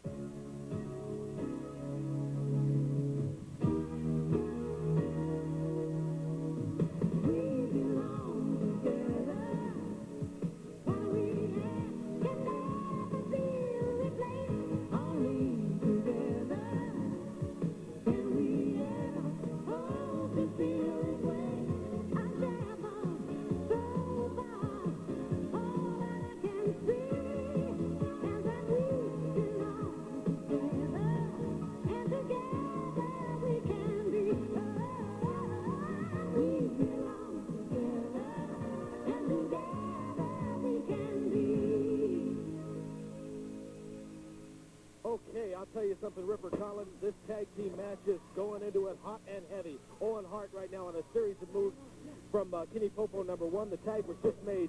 Popo, number 2, coming into the ring, throwing him over the second ring rope outside. That's illegal, if not totally ethical maneuver. Keith Hart coming in immediately to the aid of his brother, who's fallen outside of the ring. And there's action outside of the ring now, Ripper. There's a Donnybrook going out there, all 4 of them out on the ground. The steel barriers around the ringside there, and they're right inside that barrier, right outside of the ring. And they're going at it hot and heavy, all 4. Whoa, look at that punch from Keith Hart. There's another one to Kenny Popo, number 1. This Keith and Owen are giving them all they got, but the Popos are hanging right in there, Dunbar. Referee Sammy Sampson counted to 10, and the Popos are back inside the ring immediately. And once again, Owen Hart, tired, has to lock up. Old Popo, number 2. Beautiful hip toss, right in the center. It was almost a Beal throw. That was right, and a nice move, a nice tag, and in comes Keith Hart, and I think he's a little bit perturbed right now, Dunbar. He's got that fist doubled up. Watch out, because I'm telling you, they can double up that fist, but they can throw those elbows that'll knock you into Tomorrowland. Keith Hart, series of short punches right to the chest area. Kenny Popo, number 2. Oh, picks up the big man. Drops him down with a short body slam. Big knee right across. Katie, bar the door. Did you see that knee drop, Dunbar? Right across the throat area right there. Kenny Popo, number 2, right now. Definitely the air knocked out of him. Ooh. Brings this man down immediately. Takes him, oh, going back to the corner. He's in the wrong corner. Kenny Popo, number 2. Uh-oh, here's Owen Hart trying to break it up. Referee Sammy Sampson motioning him back to the corner. And while the Popos attack, Keith Hart in trouble. And they gave him a slingshot right over that top rope, Dunbar. Motioning towards referee Sammy Sampson. While the other Popo is doing some damage. Definitely absolutely uncontrolled. Sammy Sampson having a very difficult time with the Samoan team here. Hart brothers really taking it from the Popos. Well, I'll tell you what, we said there was going to be action in this one, and this is just the beginning.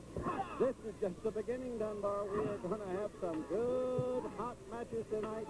Some of the best wrestlers in the world, 60 of them here for this big night at Aloha Stadium. You might notice that there are some slight sprinkles as the rain starts to fall here on this hot summer night, trying to cool it off some. Rain is a Hawaiian good luck symbol, so I think we're going to have good luck with tonight's matches. The spirits are sending their blessings to us. When it rains in Hawaii, count your blessings. We are known as the land of sunshine, rainbows, beautiful women, and smiles, Dunbar. We're getting blessed right now. Well, somebody needs some blessing on the Hart team right now. As Keith Hart just had his head plunged into the top turnbuckle, and Popo's moving slowly and methodically, well in command of what's happening here at Aloha Stadium tonight. Keith coming off, and I'll tell you something. He was stopped. It was like irresistible force against an immovable object. And we're on our way here. Wrestlers right now, it's going to start to get a little slippery inside there because of the water falling down out of the skies. The tag is made, and Keith Hart had better get back and tag into his partner now because he's going to be in trouble if you don't watch out. Heads into the rope. Boy, I'll tell you something. There it is. Owen Hart now inside there. He was devastated earlier by Popo number 1, who's trying to fight back against right now. Man, I'm having a difficult time in the ring trying to grab those holds. Step over toe holds. Sit down, trying to get the pressure right on that left leg of Owen Hart.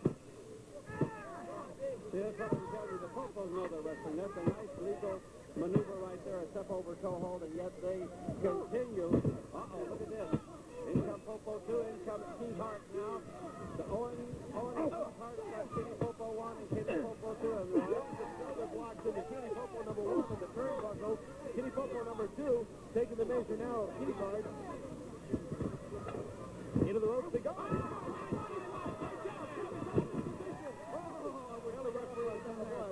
Oh, it was almost a double pin right there, Dunbar. We almost saw it right there. All 4 men in the ring. Referee Sammy Sampson trying to figure out who's the legal man in the ring, not knowing which man to motion out. At this point in time, though, this tag team match is turning into almost a battle royal. Good, solid body. Uh-oh. That's it. I think both teams will be disqualified at this point in time. Dunbar, they cannot handle it. That's what's going on.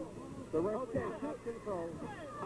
Match was out of control. Therefore, the referee Sammy Sampson declares it no contest. No contest between Owen and Keith Hart and Kenny Popo number 1 and number 2. Obviously, when all 4 men were in the ring, the referee had no control. He gave them adequate time.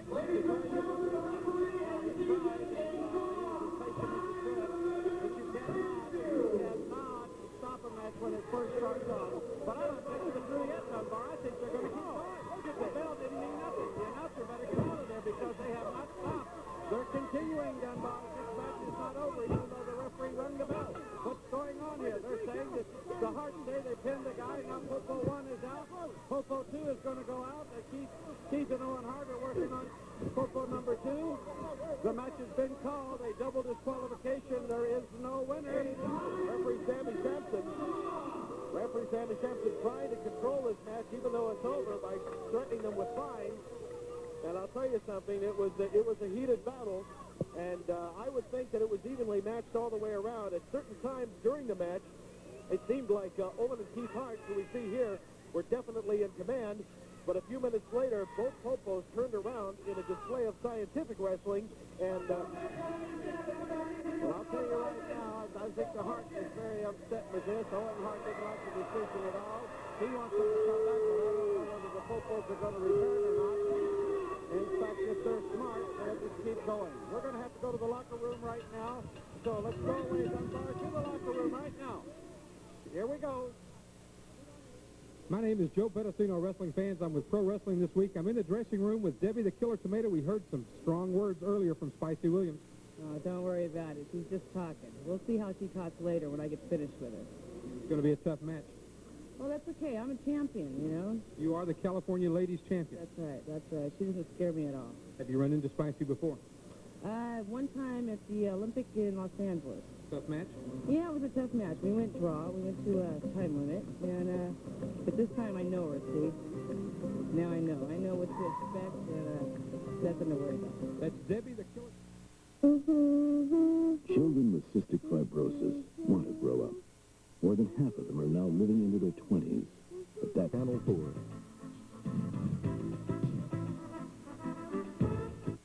Ladies and gentlemen, this next contest is a 20-minute one-fall event. Entering the ring at this time from Samoa, Samoan number 1, Super Sakalia. And his opponent, 1984 Rookie of the Year, wrestling out of Portland, Oregon. Ladies and gentlemen, a warm welcome, Richie Magnet. Where is the magnificent Marlowe? We understand that the magnificent Marlowe did not show up for the event this evening. And there's only one reason he didn't show up, because he can't beat me in 5 minutes. Well, magnificent Marlowe evidently said that there were some contract problems. Super Sakalia on this bout. Okay, hello, Dunbar. I guess we found out what color Marlowe is, don't we? It's a pale yellow like a canary bird. Well, I'll say one thing. Marlowe must have had his reasons for it. I don't want to give the devil his due, but if he was going to hire a replacement to meet Richie Magnet, he can't do better than Super Samoan Sakalia. This man is devastating. Wow. Richie Magnet has now got to wrestle Super Samoan Sakalia, who is definitely one of the most strangest, unorthodox wrestlers I think I've ever seen. Well, you know, I'm going to tell you a secret about Sakalia. He has just come back from about 2 years. He was on the mainland and all over the world, and he has improved 150% as to what he was when he left here. And you are absolutely correct. Marlowe couldn't have got a better qualified man. If anyone's going to take care of Richie, it's going to be Sakalia, but that's not an easy job for anyone to do, because Richie is right in there, right on, and he knows exactly what's happening inside that squared circle. Well, Richie Magnet so far, 2 shoulder blocks and grabs a side headlock. Sakalia was down to the canvas, makes his way back to his knees, trying to eliminate the pressure. Because of his greater height than Richie Magnet, if he can stay on his feet, there's a lot less pressure applied to that. Hurls him into the ropes. Richie Magnet comes off. Still pressing the advantage, leaps over his man, and once again grabs that side headlock, takes him right over and down to the canvas we go. Yeah, but I want to tell you a little secret. You watch. Now, we have a vantage point from here because we're looking up into the ring. Whenever Richie has that headlock on Sakalia, you catch a glimpse of his eyes, and he is in deep penetration. He's thinking. His mind is working. What am I going to do next? How can I set this guy up? He has very weird, fierce-looking eyes. Yeah, he's definitely a person that I wouldn't want to meet on a dark night in downtown Honolulu, or anywhere for that matter. Sakalia very, very much improved, and, you know, he can be a very, very good scientific wrestler. He has been in the past. I've seen him use a lot of good wrestling holds. Extremely good chain wrestler, but very often he doesn't use that to his advantage. Oh, look at that. Richie Magnet took it immediately. Oh, bolo-like arm right up. Well, you know, at one time, Sakalia was one half of the Polynesian Tag Team Champions, too. Yeah, along with Superfly Tui. Yes, he was. Yeah. And you know, the funny thing is they have remained friends over the years. Both Sakalia and Superfly Tui. I think it's fused with violence. But those two are definitely a formidable tag team. Well, they're one of the teams that didn't leave enemies, you know. They didn't split it because they lost the title or anything. I think Sakalia got a very lucrative offer from the mainland to go on tour, because not that many Polynesian wrestlers travel to the mainland and around the world. And he was smart enough to accept it whenever they lost their title. Well, he just figured he might as well go make the money while he can make it, and that's the smart move to make, because when they call you, they got big bucks for you. But if they don't call you, they don't really need you, so you waste your time sometime when you go into those places. You just say, here I am, I'm Sakalia, I'm a great wrestler. If there's no room for you, they really don't make you that kind of money. But if they need you, they're going to make you the big bucks, because they need your talent and you're something special. And that's what wrestling is. Everybody is a different individual. Everybody is a different talent. And that's what makes wrestling so great today all over the world, because you see your Superfly Tuohys, your Sakalias, your Richie Magnets, you see the Bad News Allens and the Big Grizzly Smiths and Lars Anderson, the Superfly Tuohys, the Midgets, the Spiceys and the Tomatoes, and the Giant Alaskans, and all these wrestlers. There's no two alike. And that's what makes wrestling great and unique today. Sakalia, his hands raised, showing the strength and power behind him, has got Richie Magnet definitely in trouble. Had a near fall scored earlier. Ooh, again, one of those bolo forearms. Yeah, that's a European forearm. Billy Robinson used to throw those, and Lord Blears used to throw those, and so does Nick Bockwinkel. Nick Bockwinkel will knock you into Tomorrowland with one of those. Right above us here, choking his man on the rope, and then a slingshot right off the rope.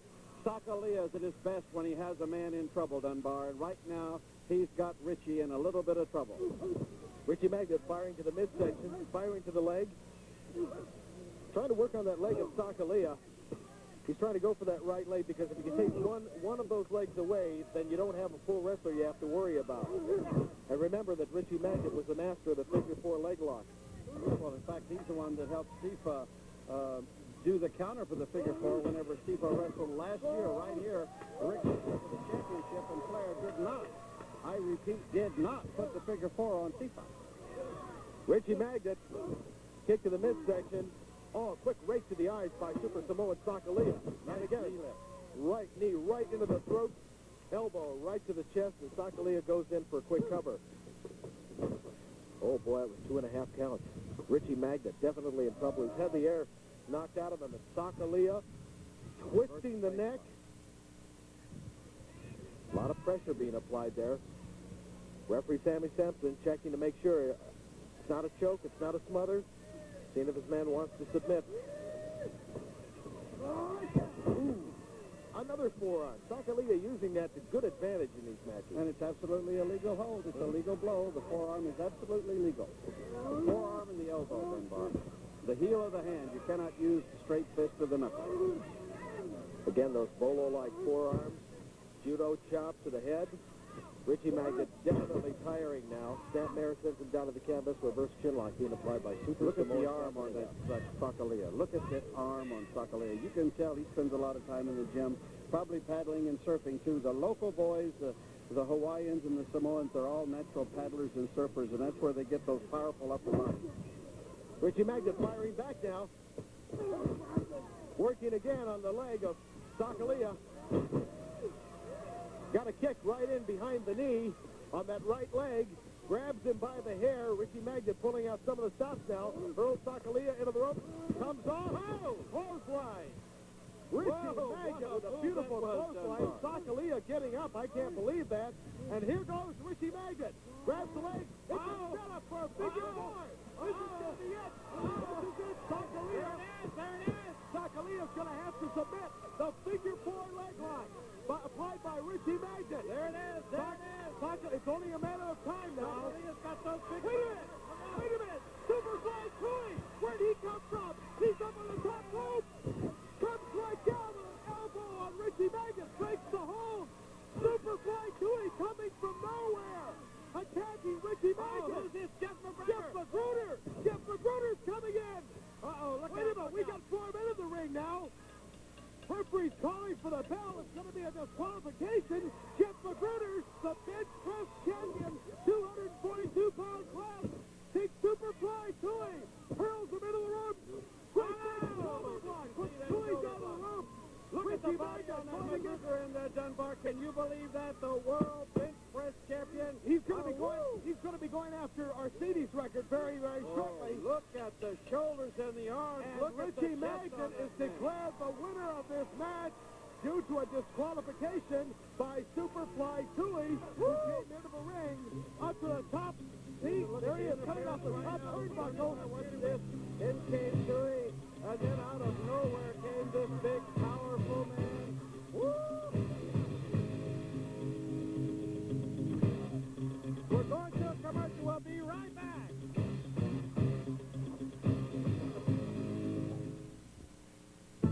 Beautiful Client on Who's the Boss, Tuesday night at 7. Next on Hotel. I think she'd make a great addition to our security staff.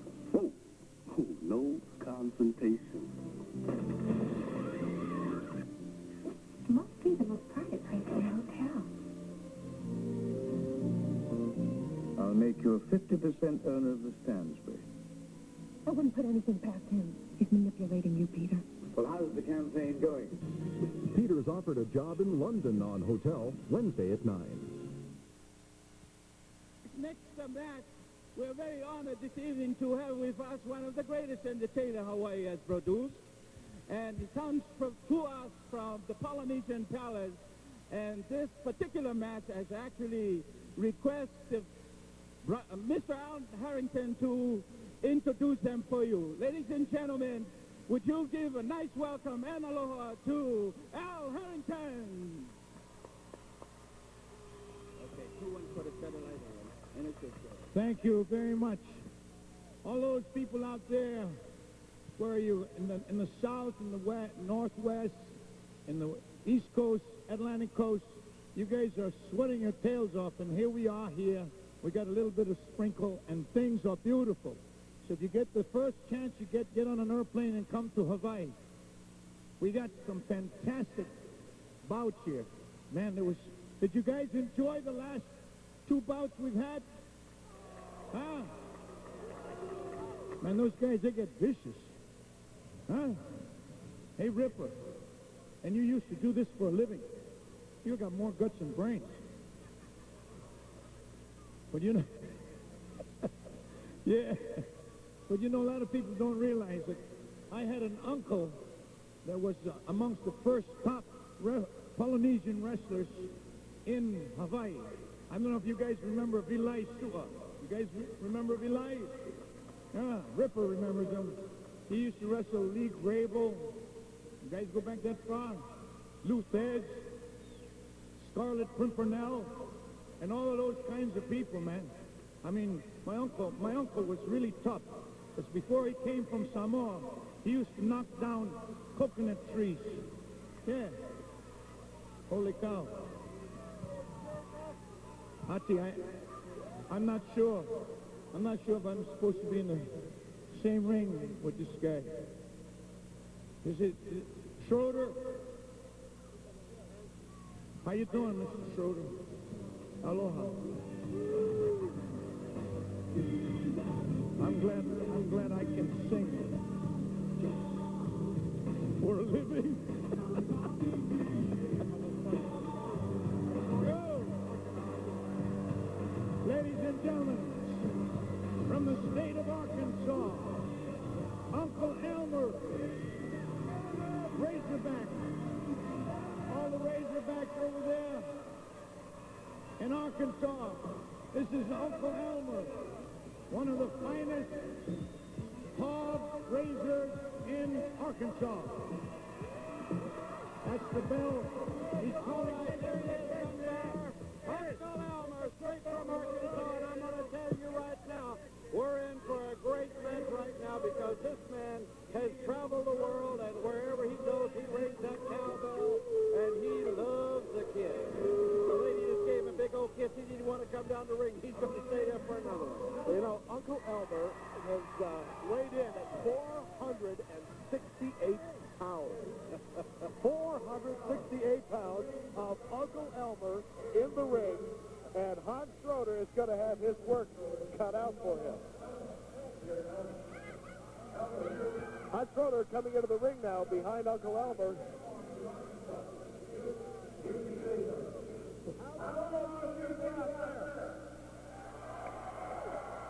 That's real Southern hospitality. Those guys talk funny. That's why when they eat grits, everything slips. That's why we bring them over here. We're going to feed them poi, and then things will stick for them. Right, Ripper? Yeah. How many pigs you got, Uncle Elmer? About 1,000. Wow. How many pigs you eat a year? I don't eat no pigs. Oh, yeah? That's why he's got 1,000 of them. Hey, Mr. Schroeder, tell him to get that hillbilly bum out of here. Tell him to go back to Tennessee or wherever. Arkansas. I'm from Mississippi. That's where I'm from, not from Arkansas. Well, they screwed up. Uncle Elmer, you can be from wherever you want to be. You said a bad word. Oh, screwed up is a bad... No, Arkansas. You know what he is? You know what he is? He's just a farmer in Arkansas. That's all. He looks at the stable over there because he got nowhere else to live but take a trip to the stable. Well, that's Ripper. your corner over there. That's yours over there. Mississippi. Yeah. Okay. That's you can have anything. You want my coat? Ladies and gentlemen, you're gonna kiss. You gotta kiss me. Okay, all right. That's Mr. Al Harrington, the South Pacific man, having a little fun in there with Uncle Elmer, and I think Mr. Schroeder was a little jealous, so he gave him a lay too. But he better concentrate right now on Uncle Elmer, because Uncle Elmer is ready. You know, Uncle Elmer, I understand that he was in New York, wrestled a couple of those matches up there, and a couple of the guys said, hey, can we get Elmer back down to Mississippi? He's way too big to come to New York and be with us. So Uncle Elmer is a big man, not only in the weight class, but also he stands about 6'7.5" tall. A lot of people don't realize that because of his girth, but he's also extremely tall. And I'll tell you something right now. Hans Schroeder has got a match for himself in this man. I can tell you right now, I like what he said. Harrington asked him how many pigs he eats. He said, I don't eat them, I just raise them, so he knows where the money's at. Uncle Elmer holding on to a side headlock on Hans Schroeder. Did you hear what Didn't he even said? have to get up on his tiptoes. Did you hear what he said? He said, I'm going to hit him right in the nose. There's the lockup.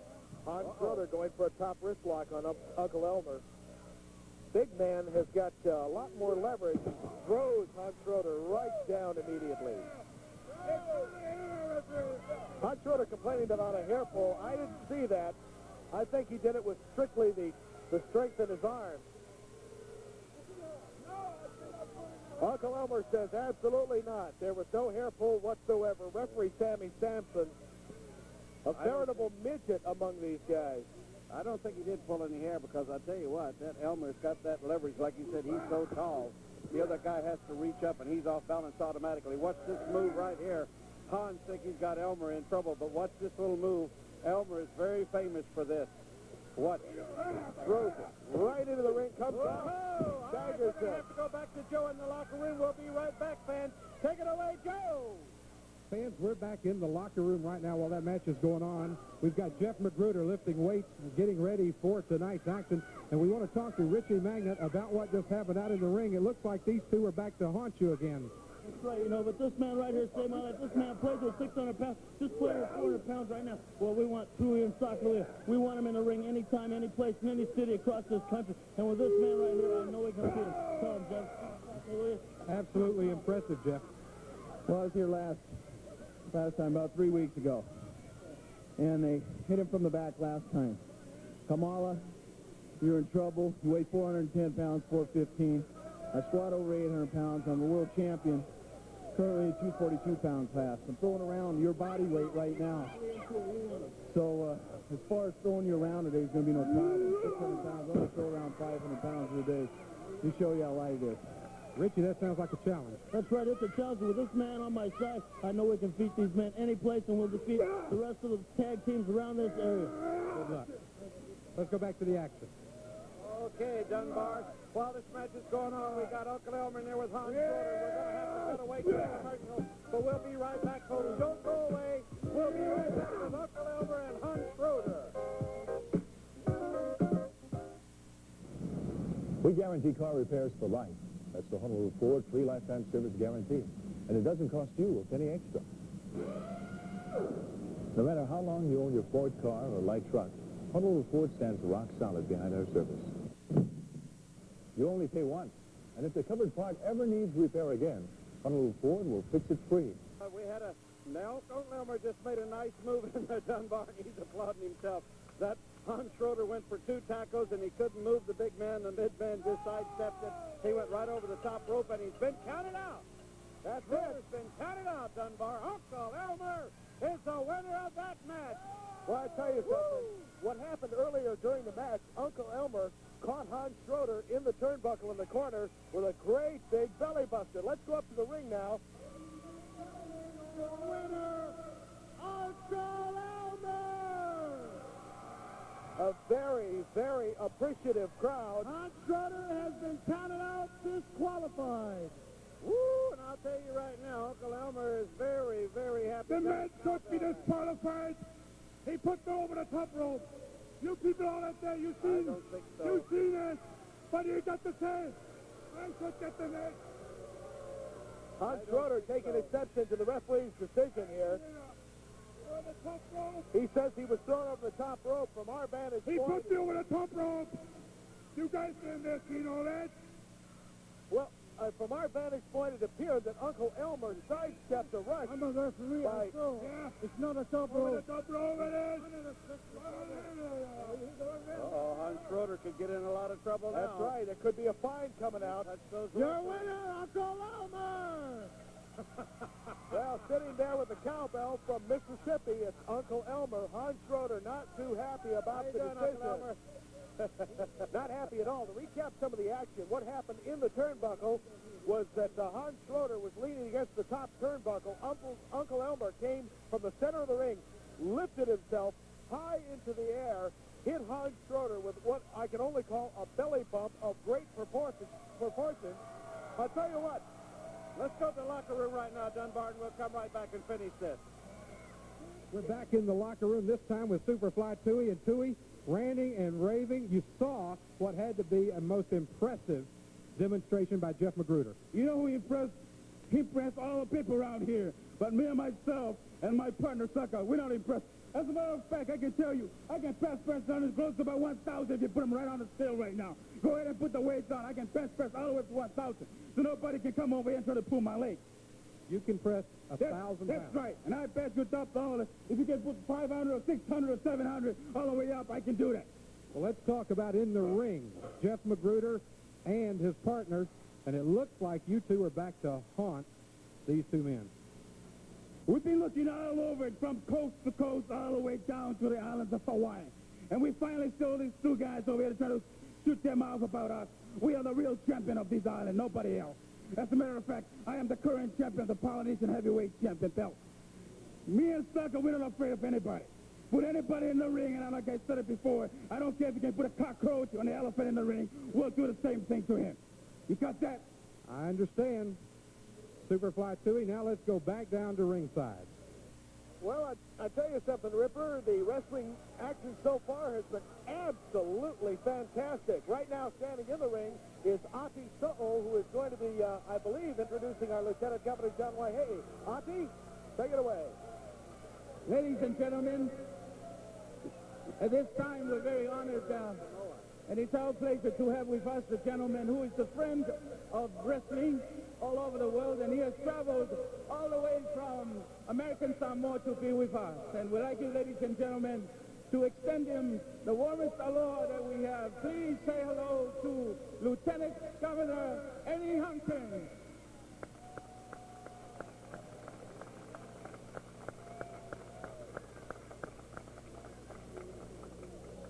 All right, that's a fine gentleman, Dunbar. When I was in Samoa, he treated us with the most respect. I lost my suitcase, and this man didn't sleep all night while I did and returned my suitcase to me safe and sound.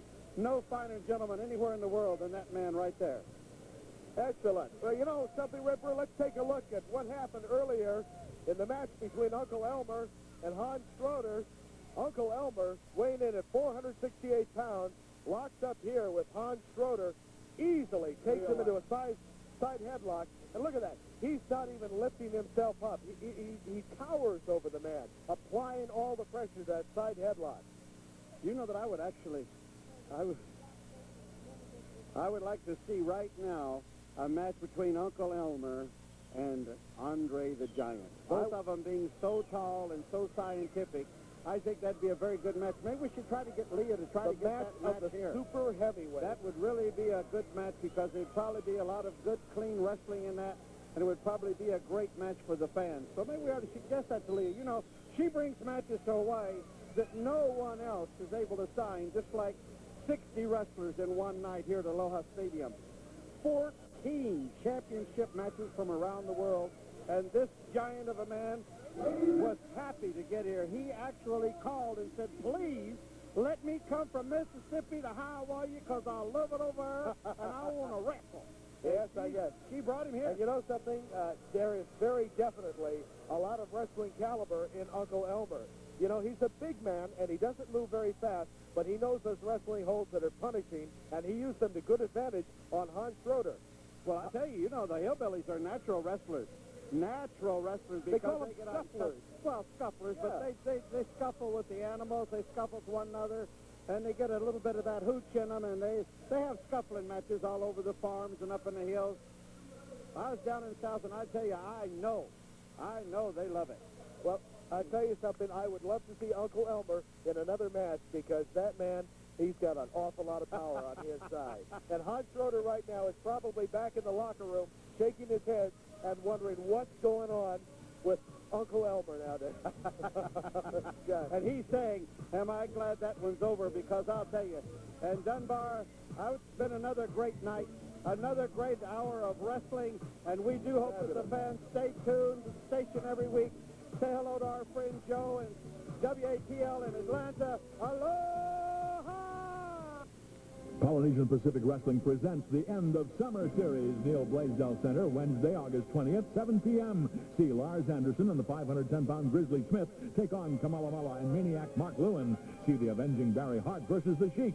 Be there to see Jeff Magruder attempt a new world powerlifting record, plus 5 more exciting matches. And as a Polynesian Professional Wrestling special back-to-school offer, children under 12 free when accompanied by an adult. Tickets on sale now. Neil Blaisdell Center box office. Be there. There was a vibration. That means the plant's not safe. The vibration is a warning, and the plant should be shut down. I would say you're probably lucky to be alive.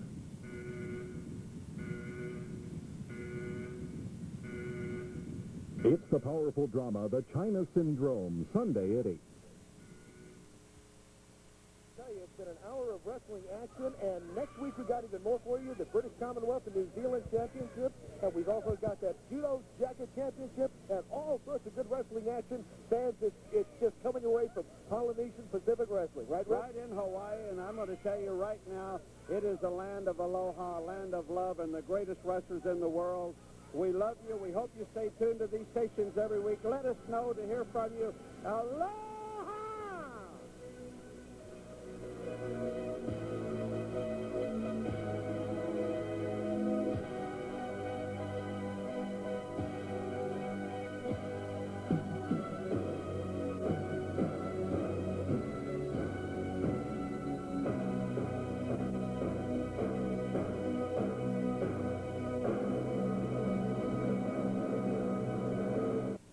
You're watching KRG Channel 4.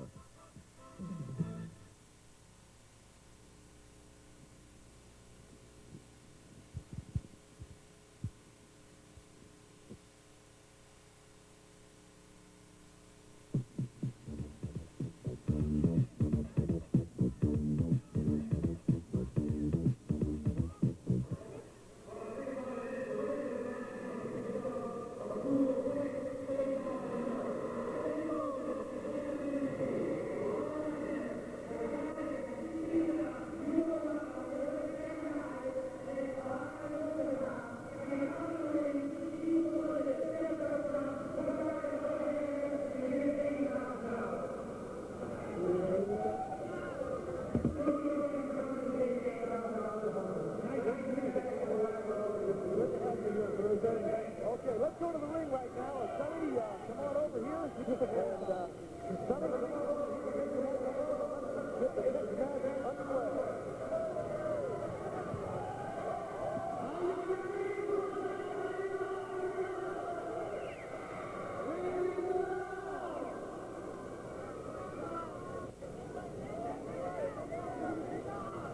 Ladies and gentlemen, this is Sam South as we start the double roller.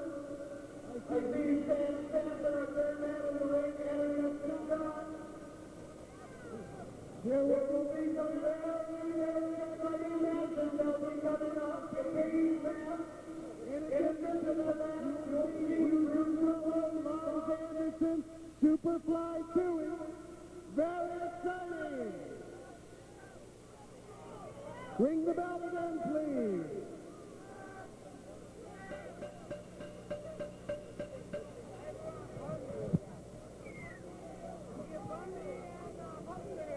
The following contest is a 20-minute time limit. It is a one-fall event.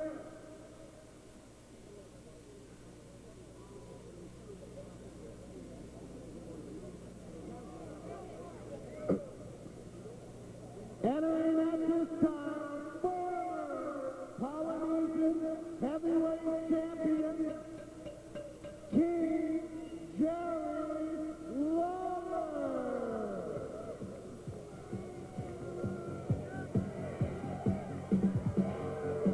He's a former Polynesian heavyweight champion.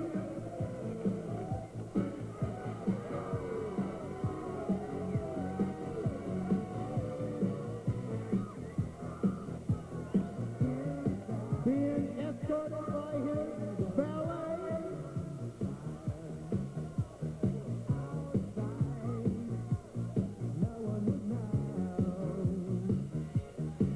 Ladies and gentlemen, again, King Jerry Lawler.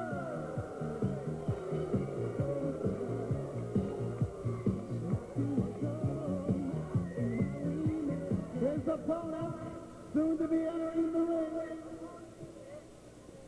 from New Zealand, Steve Ricard.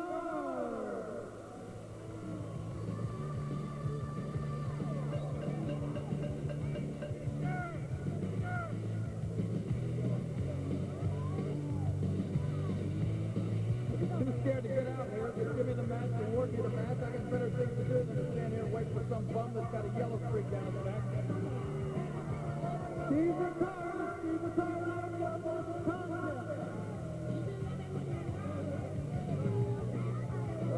Okay, here we are, Dunbar. There we are, King Jerry Lawler. The first time I've seen him accompanied by a beautiful young lady, one of the young Southern Belle debutantes, no doubt, because he is used to the first class and everything they have, and she is a very attractive young lady. He's waiting right now for Steve Ricard to come to the ring. You know something, I've never seen King Jerry Lawler in better shape than he is today. He must have taken off about 20 pounds. And Our master ceremonies he's ended a lot more the supple than right. And I'll tell you, he's looking younger. A contract problem with this man. He's worked hard. He was a former champion. He wants to work his way right back up that ladder and get that title back. Well, he's going for a good title tonight. I mean, this is the British Commonwealth and New Zealand Championship, which is held by Steve Ricard. And I'll tell you what, that title is the same in the Commonwealth Islands, in Australia, New Zealand, and Singapore, and through there, as our World Heavyweight Championship that Dusty Rhodes now has in America. Ladies and gentlemen, He's got a lot of prestige attached to that belt and a lot of money. And King Jerry Lawler, who himself is a world traveler, would love to pick up that belt and the money that goes with it. Well, I tell you right now, he's strutting around. I believe that Here comes Mr. Ricard right now. Steve Ricard, definite ring veteran, on his way to the ring. I understand he just flew in, caught about the last plane here. Do that. King Jerry Lawler trying for a psychological advantage. Steve Ricard. So he better watch himself, because I can tell you right now that he can be in a lot of trouble with Mr. Ricard, because he is a wily veteran and he knows his wrestling. Yes, indeed. Steve Ricard doesn't hold that belt just because he walked into the store and bought it. No, sir. He wrestled for that, and he's going to defend it tonight. Well, I'll tell you, I was a former holder of that Commonwealth title a few years ago, and I'll tell you, that belt covers the whole area of my old church, and you know how big and silver and heavy that burger is. Worth a lot of bucks. Referee Sammy Sampson checking. I don't suppose that... there's is. There's the bell, and, okay, checking for excess grease. No, no problem there. A little more harassment here by King Jerry Lawler. He's trying to psych up Mr. Ricard, but he's not going to do it. Well, Steve is a wily veteran. Well, let's see. I would say that Steve Ricard has got experience on his side. Although Steve Ricard appears to be in very, very good shape.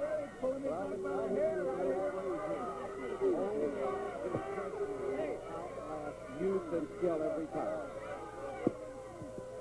All right.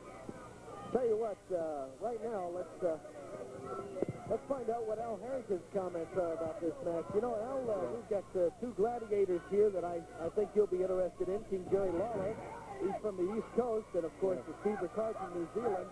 And both of these guys are very experienced wrestlers. What do you think about it? It's kind of like the Beauty and the Beast. Yeah. You know, the guy came in with the crown and a pretty girl. But he's got a, seems like he's got a lot of connect. Well, he's definitely using the finesse, the psychological advantage. He's shouting at the referee, he's shouting at the crowd. Steve Ricard, though, doesn't seem to be having too much of it. He's just saying, come on, let's get in there and wrestle. Well, you know, those guys from New Zealand are sheep herders. They don't say much. They just watch the sheep. I see. And possibly Jerry Lawler may be the sheep or could turn out to be the ram. You never can tell in this match. Oh, man. King Jerry Lawler is a very, very devastating wrestler. Knows the scientific wrestling. Look at him grabbing that wrist lock, holding it up. All of these guys have generally had experience from the high school and then the college level, and then some of them in the Olympic experience, you know. That's true. But I'm not sure about these two guys. The New Zealander, as Ripper said earlier, has age and wisdom and experience. You bet. Without a doubt. Now, he reversed that wrist lock, and he could be treacherous, but so far out of Steve Ricard, we've seen nothing but scientific wrestling moves. It looks like a pull of the hair there by King Jerry Lawler. Referee Sammy Sampson asking if it was a pull of the hair, and Jerry Lawler's saying no, absolutely not. It was just strength. Tell you what, we'll be back, Al, in just a second. Let's go back to Joe in the locker room and see what's happening in the back. Okay, take it away, Joe. Fans, we're backstage in the weight room here behind Aloha, and we've got Jeff Magruder, who is lifting 500 pounds in preparation for later tonight. He's been warming up, and got to tell you how impressive it is to sit here and watch Jeff Magruder. That's 500 pounds you're watching him do. That's 2 reps, 3 reps.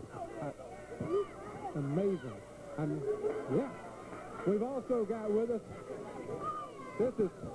this is Spicy Williams, and Spicy, you are one of the top ladies wrestlers and weightlifters, and some expert commentary on what we just saw. You want to hold this dumbbell? No, you can hold it. That's some kind of weight. It's very, very rare. In fact, that is the world. I mean, this man could do so much. 500 pounds. 500 pounds. Well, you are a top weightlifter yourself. Obviously, this is a little bit out of your range. Yeah, obviously for right now. But, you know, 225 pounds is a pretty... That's what you do. That's exactly what I do just, you know, for now. But I think you'll agree with me. We just saw one of the most impressive displays of weightlifting. Impressive, and this man is tops in his field. Absolutely tops in his field. And this is going to be nothing. This is going to be nothing because this man is in such great shape and in such incredible training. Let's go back out to the action in the ring. Well, I'll tell you something. This is really something. You saw 4 reps there, 500 pounds. That's a total of like 2,000 pounds. So that's a ton right there. Jeff Magruder, the bench press champion, 242-pound class. And I tell you, we've got the top talent here at this Hot Summer Night number 2 at Aloha Stadium. In the ring right now, King Jerry Lawler putting a reverse pinlock now on the champion, current champion, that is. Steve Ricard, the belt is on the line. We'll find out who walks away with the belt at the end of this match, Al. It looks really good for this guy from America. Okay, I'll tell you what, we'll be back with more of the wrestling action. Stay with us, folks, because we'll be back in just a second.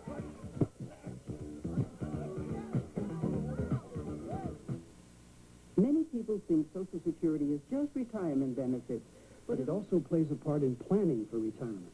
Workers can invest in pensions, savings, and insurance to supplement their retirement benefits. And Social Security protects seriously disabled workers. And it makes payments to children under 18 if either parent gets retirement or disability benefits. If a parent dies... Guys, children get payments no matter how young they are. Social Security, a complete package for the young and the old. Now, I want you to say the first thing that comes to your head. Car. Crash. Book. Bullet. App. Homicide. Relaxation. Firing range. Inspector Sledgehammer, you seem to have a preoccupation with guns and violence. Let's not get personal, okay, Doc? Sledgehammer, coming this fall to ABC.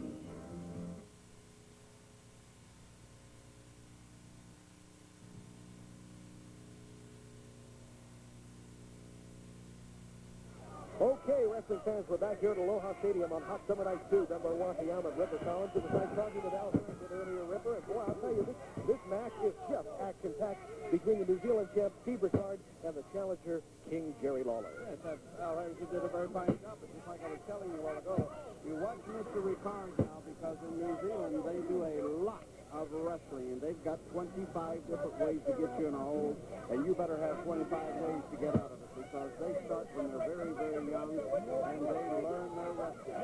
Well, experience is a key here, and I was noticing how he has been working on that left arm of Jerry Lawler, trying to wear it down, possibly going for a submission at some future time, but he's using arm bars on it, hammerlock, chicken wings, a whole series of holds dedicated right under that left arm. He used to use the rolling short arm scissor for a pin. Oh, that's right. Yes, sir. That's right. Ricard is very, very apt at that hole. I tell you, a lot of pressure being put on right now on that head scissors by King Jerry Lawler.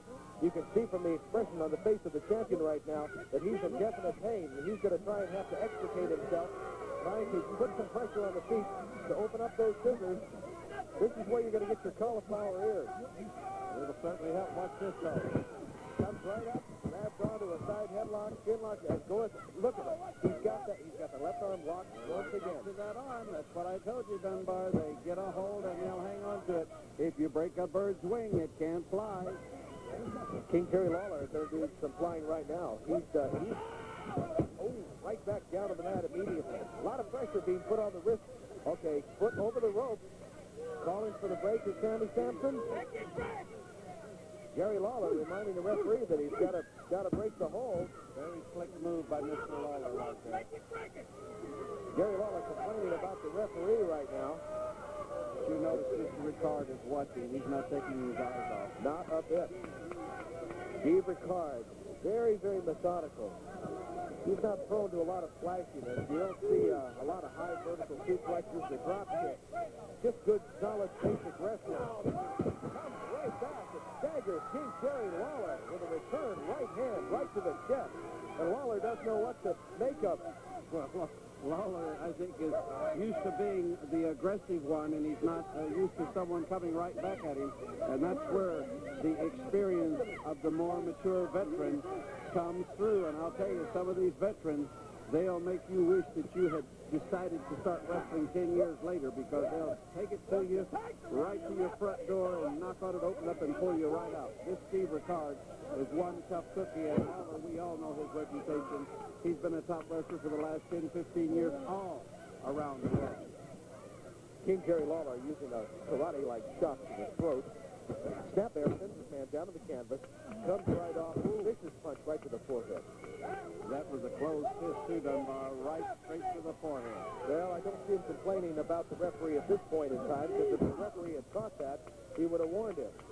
So I guess King Jerry Lawler wants the referee to be all one side, his side. Count of 1, 2 counts. Good kick out by the champion. He got a little overconfident there. Steve Ricard firing back to the midsection now. Comes up again with an uppercut. Oh, boy. Uppercut. King Jerry Lawler way down now. Heading for the turnbuckle. Head right into the top turnbuckle. He's going to have to clear the cobwebs away. There's another one for him, and Lawler really felt that. Ricard's on the warpath now.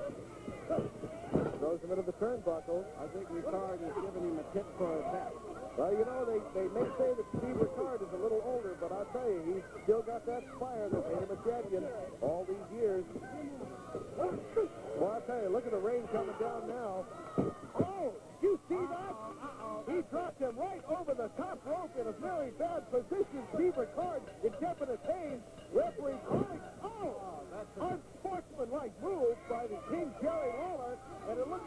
referee Sammy Sampson has called it a disqualification.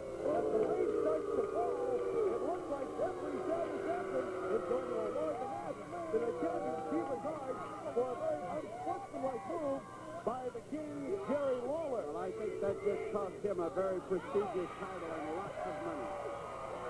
You see, ordinarily, we're under international rules now because this is a New Zealand match.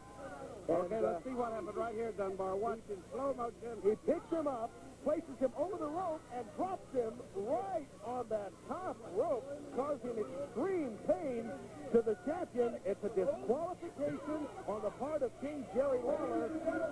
Here's the ring announcer to announce the final outcome of the match. Let's go up to the ring. It is a disqualification.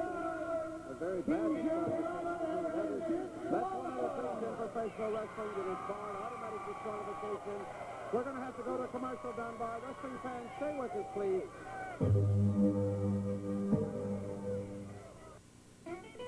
On KITV, Channel 4.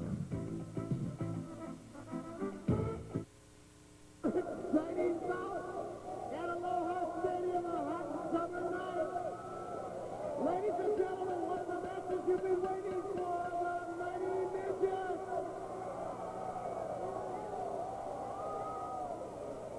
In the red corner, from Charlotte, North Carolina, ladies and gentlemen, weighing in at 93 pounds, Chili Bo Dilly. And in the blue corner, weighing in approximately 100 pounds, from Honolulu, a crowd favorite, Little Kevin. This is a one-fall, 20-minute time limit, Sampson, third man in the ring.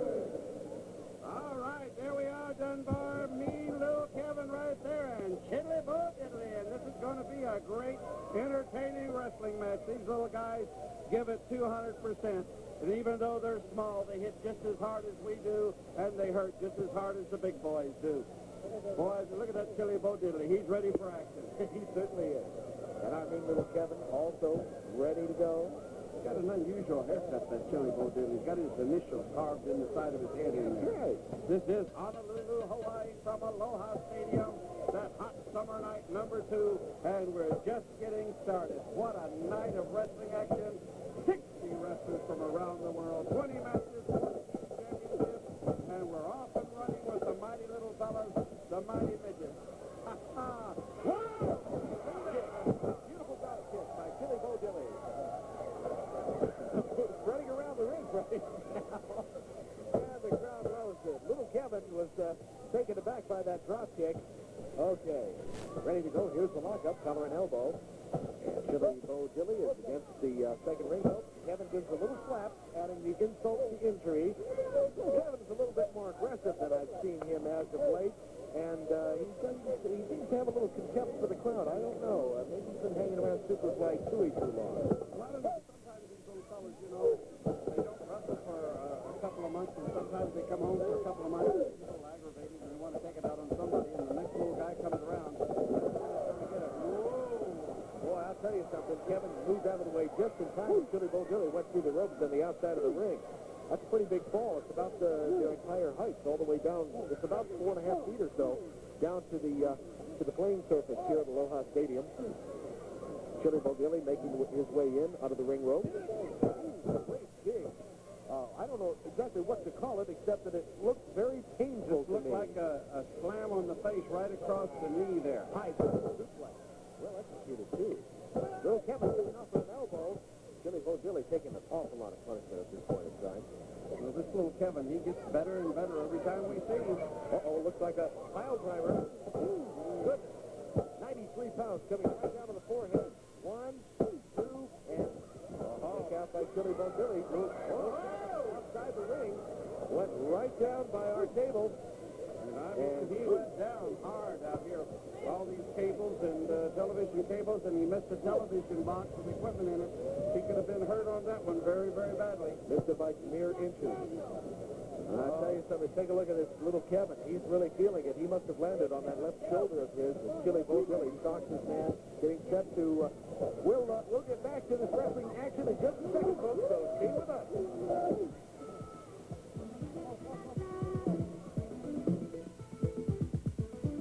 World War II had a profound effect on our island.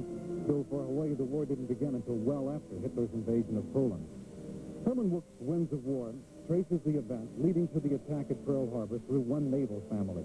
The oldest son, the pilot stationed at Pearl Harbor, living in the hills of Pearl City with his wife. The youngest son, a submariner. And the principal character, Captain Victor Henry, arrived in Hawaii December 9th, 1941, to take command of the battleship California. When you need a doctor, you've come to the right place. He's got a prescription for laughter. By Margaret Beaver. No, it's Margaret Beaver. I owe you for this. If you hadn't moved your practice home so I could try my career again, I'd never be on page 1. The deal with her now, Hal. She's taking a shot at her career. Jason, this is head of the entire department. Careers face possible changes on Growing Pains, Tuesday night at 7:30. Okay, Dunbar, here we are. We're back in action right now. And Chili Bo Dilly with a nice chop in there. That ring's starting to get a little bit slick now from the range from above, our blessings. But watch out. Oh, look out, look out. He's going to go for the big headbutt, Dunbar. Oh, Kevin's not for sure, and he's seeing stars right now. Recover, and it's a count of 1, 2. That's it. 2. Referee Sandy gets the throw it back up again. And then what? That's an unusual move. Is he going to count? Throwing it back up? Now, wait a minute. I don't quite understand what's happening here. Is this coercion or what? I don't know. I've never seen that move where the referee gets thrown a wrestler and he throws the wrestler back on the bench. Well, I don't think Sandy knew what to do with Chili Bo Dilly, so he just threw it back from whence he came. I'll tell you, the Mighty Midgets, they're very entertaining. They're very good. And they do come up with some very unorthodox moves. But powerful slam. Now, you see this? Little Kevin quickly down. 1, 2. That's it. The cat throws him on. Hit the cat. What's good for the goose is good for the gander. Uh-oh. Wait a minute. He threw it too far. Little Kevin got hurt there. Little Bo Dilly, Chili Bo Dilly is talking with Sammy Sampson. And I think he's explaining how... Careful, little Kevin picking up from behind. There's the wind-up. Waiting for the pitch. This isn't baseball. This is wrestling now. Okay. Quick lock-up and a side headlock by Chili Bo Dilly. I'll tell you what, these two little guys have been giving it to him hot and heavy. Mean little Kevin takes it on the shoulder. Chili Bo Dilly leapfrogging across, saying, "Where are you?" Mean little Kevin is kind of dazed, not knowing what... He's looking up in the air. He takes a great big forearm. Chili Bo Dilly said, "Look up in the sky at that star." And he saw some stars, too. Picks his man up. He's slammed by Bo Dilly. Quick cover, and it's a count of 1. No, count of 1.5. Wait a minute. There was a count of 3, and there was no one on his man. I think Sammy Sampson must be caught up. And heading into the turnbuckles, Chili Bo Dilly leapfrogs under his hand. Mean little Kevin felt that one for sure. Placing his legs up on top of the ring rope and kicking his man in the leg. Very legal because he's using the top side of the foot. Kicking the thigh area there, absolutely legal. I think Bo Dilly's going to slow his man down now. Mean little Kevin receiving a lot of punishment at the hands of Chili Bo Dilly. Chili going into the rope. Comes off, shoulder block, puts Kevin down to the canvas. Kevin sitting down, Bo Dilly jumping over. Jumps on his back, turns his back over. Reverse lock, 1, 2, 3. Small pocket, on his feet. Bo Dilly pulling that one out really quickly.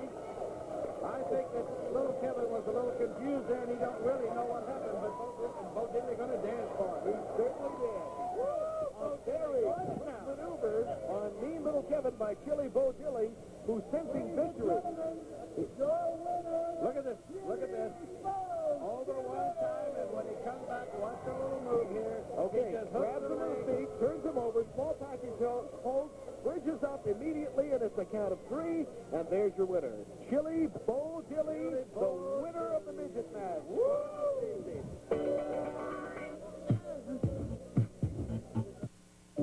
CS brings you Bond and the Spy Who Loved Me, Sunday night at 8. Ladies and gentlemen, the next contest proves to be very exciting. In the ring at this time, from Leningrad, Russia, weighing in at 261 pounds, Alexis Smirnoff.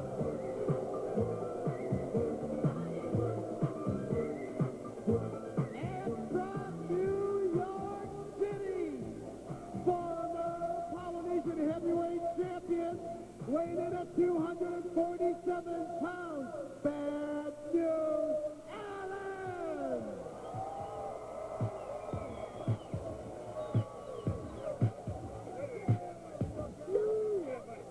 Boy, look at this. Judo jacket match, Dunbar. This is going to be a Bobby Dazzler here.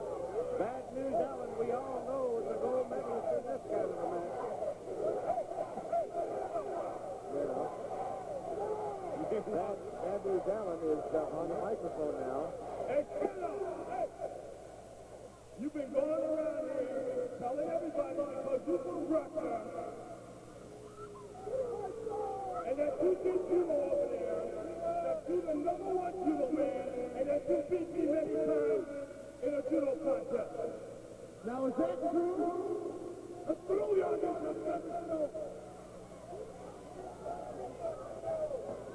It's obvious to me, and it's obvious to you, that this jerk is a liar. And the Ultimate Warrior brought 2 jackets out here. One with a white belt and a white jacket. One with a black belt and a black jacket. Let's see you put it on and let's see what you're going to do.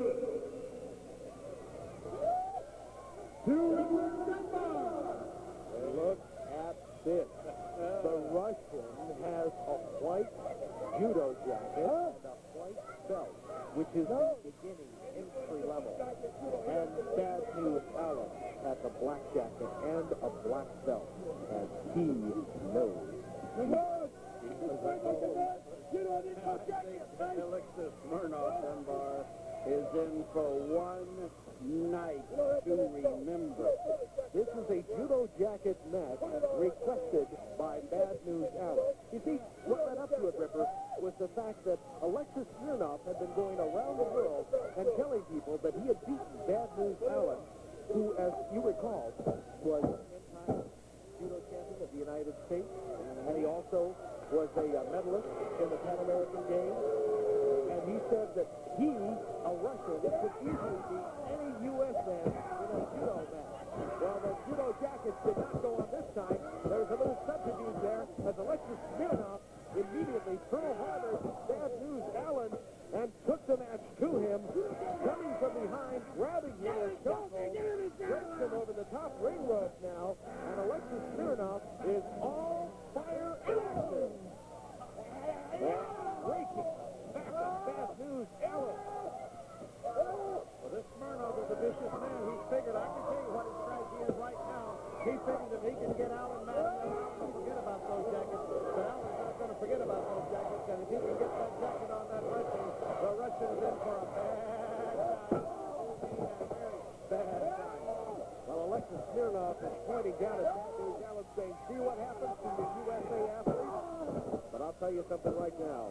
Bad News Allen can come from behind at any point during this contest and turn it around and win it at a moment's notice.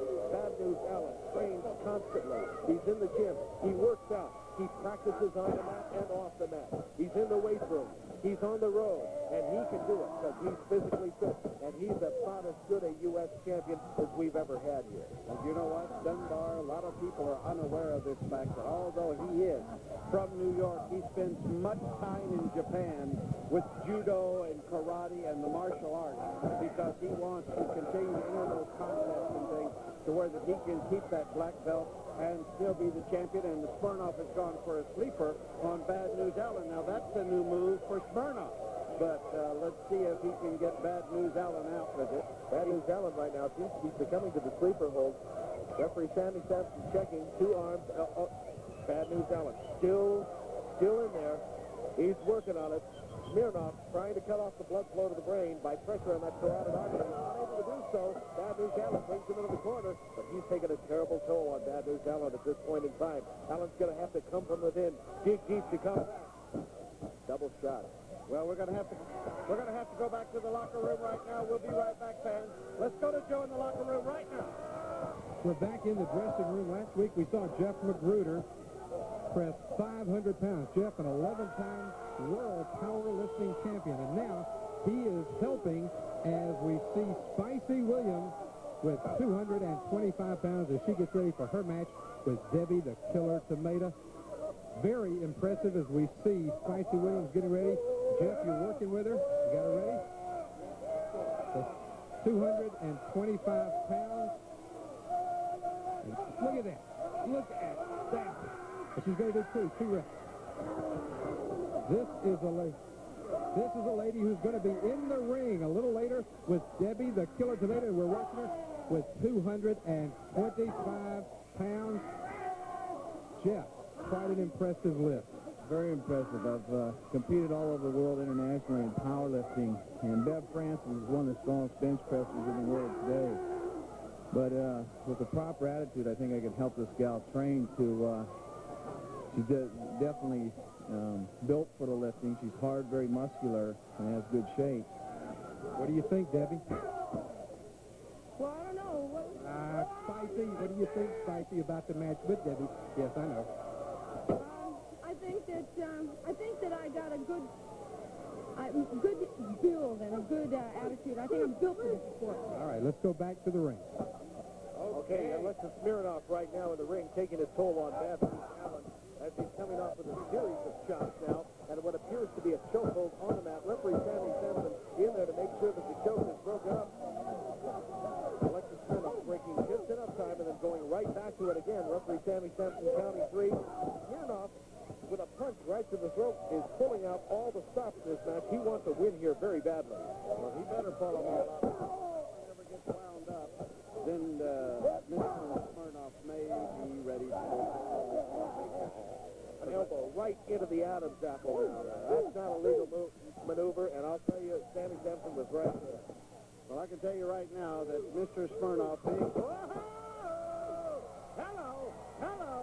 Where was Bad News Allen when that move was made? And here we go. Look out, because he don't get the name Bad News for nothing. You can watch this man right now because it's payback time, and Smirnoff is going to get it, I can guarantee you.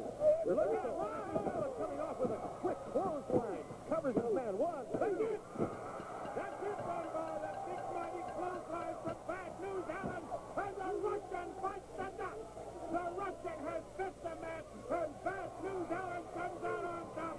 He's earned his name for a reputation like that, ladies and gentlemen, and he has done it. Watch it now. Watch it, Dunbar. Here we are in slow motion. Bad News Allen coming off immediately with that clothesline. Hits his man down to the canvas. Covers his man, Sammy Sampson, down for the count, and it's immediate count of 3. The match is won by Bad News Allen. There's the winner, Bad News Allen. Alexis Smirnoff covering his ears at this point in time, having lost the match by virtue of a clothesline. 3-count pin by Bad News Allen. It was a beautiful move that Allen came out of that corner with that clothesline, I can tell you now. That's what I said. He earned his name, Bad News Allen. The Bad News Allen is the winner of this match, and we're going to go to commercial, wrestling fans. Stay tuned. We'll be right back with more hot action. Runners Tuesday night at 8. This is one of the main events of the evening. In the ring with me at this time, 510 pounds, ladies and gentlemen, Grizzly Smith.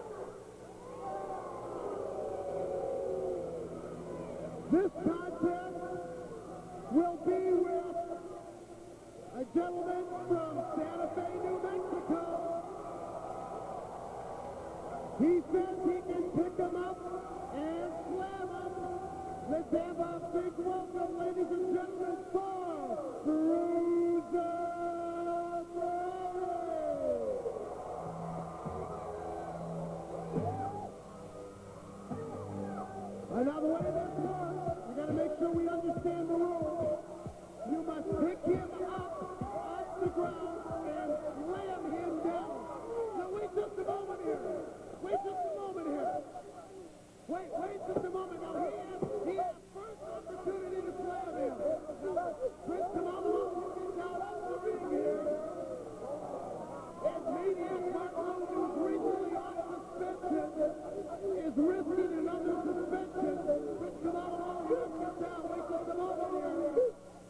just a moment. Bruiser Brody. Bruiser Brody is first opportunity. I get the first match at the $21,000. After they can count the money and take it to my bank account. They don't have no way to be out here during this event. Now that's true. Now get over here now. This is Bruiser Brody. Now get over here. No. Come over here now. There's $22,000 sitting in the office. Sitting in. Wait just a moment. Can we get security here? Wait just a moment. Bruiser Brody has signed the contract to attempt to lift 510-pound Grizzly Smith. There is no contract signed for Maniac Mark Lewin or Prince Kamala Mala. There is $22,000 in the office. Please stay out of the ring, gentlemen.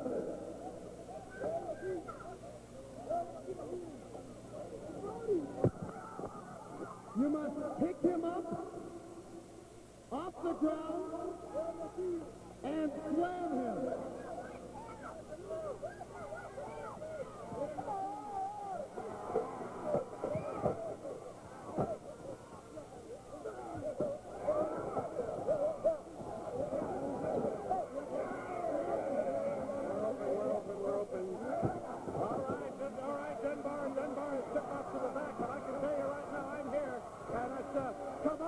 Sheik and Maniac Mark Lewin are all on Bruiser Brody, who came in to slam Grizzly Smith, and now comes Lars Anderson, and it's pandemonium around here right now. They're taking Maniac Mark Lewin into the turnabout, and Lars Anderson has picked up a chair. He's hit Mark Lewin with it. The Grizzly Smith and Bruiser Brody, they both have the Maniac. Kamala, now they're all leaving the ring. I don't know what happened here, but the Sheik and Kamala and the Maniac all came to the ring during the slam contest, and now Smith and Brody are punching one another. And actually, Grizzly Smith came to his aid. And then Lars Anderson come running into the ring. I don't know what's going on. And the Sheik is still roaming around ringside here. He's in his own little world. I don't know what's going on. But I'm really watching myself at all times here, because the Sheik has been very unpredictable all the years that he's eating the television paper. In the ring now, there's a handshake going on between Grizzly Smith and Bruiser Brody. This is an unexpected turn of events, ladies and gentlemen. They're shaking hands together. Grizzly Smith came to the aid of Bruiser Brody. And the Maniac Mark Lewin. And it appears now that Grizzly Smith and Bruiser Brody are the best of friends. I can't believe it. What a turnaround. He just wanted to make the money, the $22,000. And out of nowhere, the Sheik came with the Maniac Mark Lewin and Kamala Mala. And then Lars Anderson came in the ring to help, and Bruiser Brody, and now I guess Bruiser Brody and Grizzly Smith, there was no hard feelings. He just wanted to make the $22,000, and now I think it's Lars and Grizzly Smith and Bruiser Brody are making a challenge towards the Sheik and the Maniac and Kamala in a six-man tag. I don't really know what's going on here. Let's see if we can find out what's going on here. Lars, can you tell us what's happened here?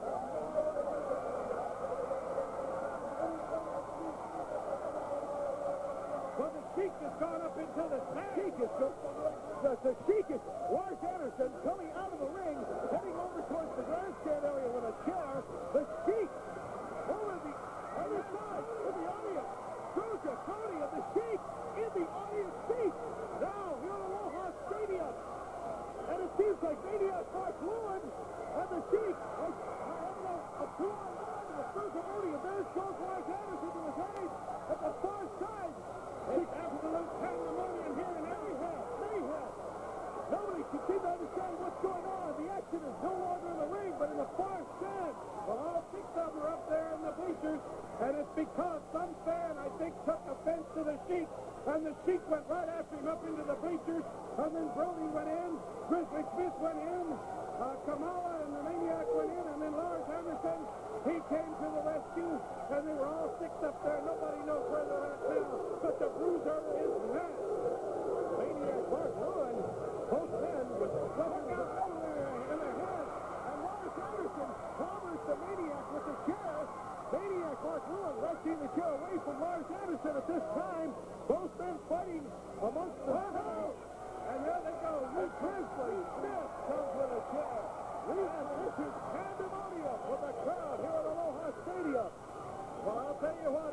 the Maniac and the Sheik and Kamala were at their best.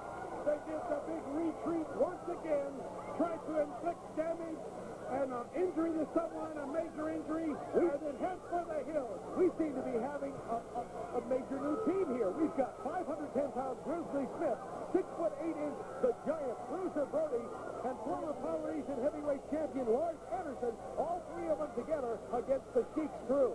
Now, I'll tell you something. The Sheik, Maniac, Mark Lewis, and others. I don't know what to say. Sonny, take it away. But I do know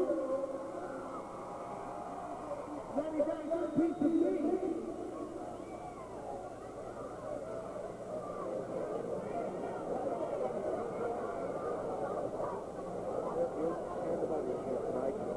I don't quite know what exactly happened.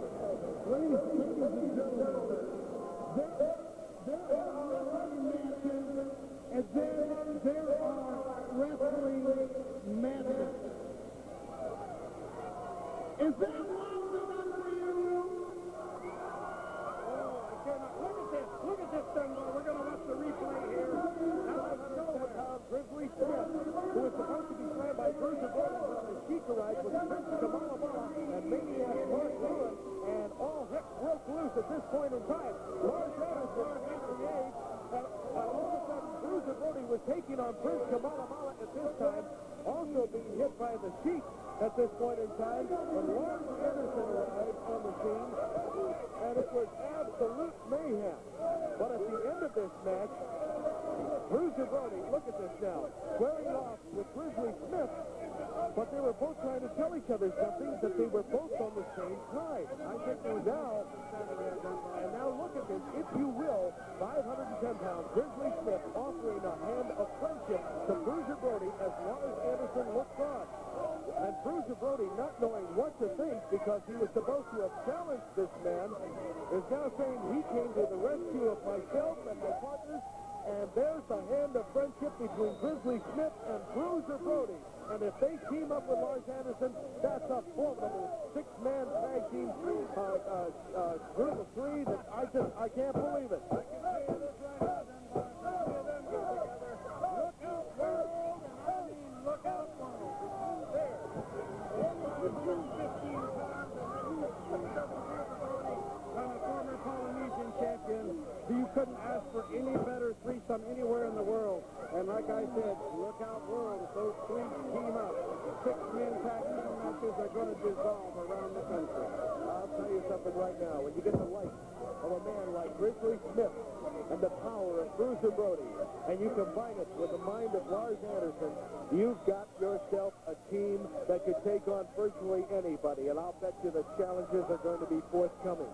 It was unusual to see because Bruiser Brody and Grizzly Smith were on the opposing sides at the beginning of this encounter, and then now everybody's going after the Sheik. Now here's where the Sheik went up inside of Aloha Stadium as we review this now. I think the fan had thrown the chair at the Sheik, and the Sheik went right after him. And then when he started down, there's the Maniac came up to join him, and then out of nowhere, there was Big Bruiser with the chair. Bruiser strikes with a chair. And there's Kamala coming up the stairs now. I can't believe this. They go right in to the upper decks of Aloha Stadium, Dunbar. And there's Big Lars with another chair. There is absolute pandemonium. There comes 510-pound Grizzly Smith. And we got all six of them up there. They're going berserk up there, hanging on the side. It's a wonder one of them hadn't got thrown off the side there, Dunbar. But there's all six of them in action all over this place. I cannot believe Maniac Mark Lewis had something to do with this, as did the Sheik. The Sheik has orchestrated this thing because you take a guy like the Sheik who has no regard for the safety and values of anybody in the world today, and then you add to it Maniac Mark Lewis, who we know is not all there all the time, and then you put them together along with Prince Kamala, who doesn't speak any English at all, and what do you have there? A team that's fused in violence.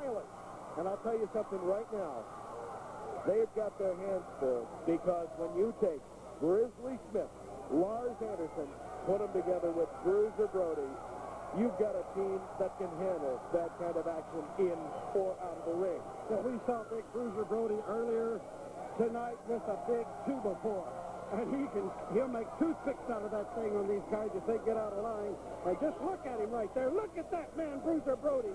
Would you like to meet him in a dark alley? I wouldn't want him with me after me if the National Guard was on my side. Well, ladies and gentlemen, I've got to recap this thing real shortly before we have to cut away. And the fact is that the $22,000 challenge has turned into a new team in the making. We'll be back with more wrestling action. Stand by your television sets. We'll be back in a moment.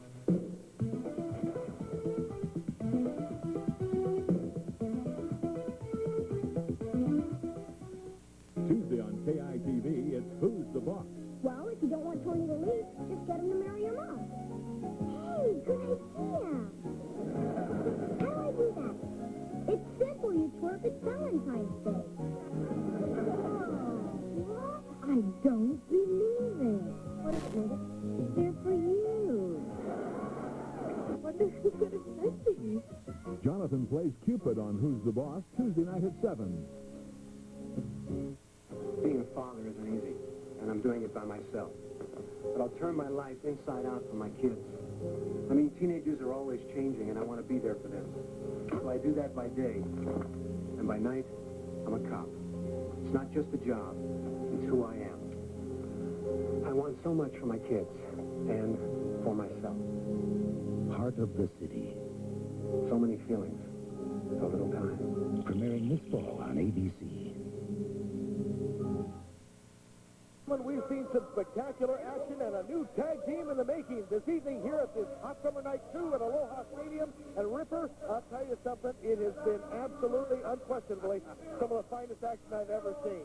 I'm going to tell you, I have never seen nothing like it. It gets better and better and better every week with Polynesian Championship Wrestling around the world from beautiful Honolulu, Hawaii, and from Aloha Stadium tonight. We say to you, join us next week, and aloha!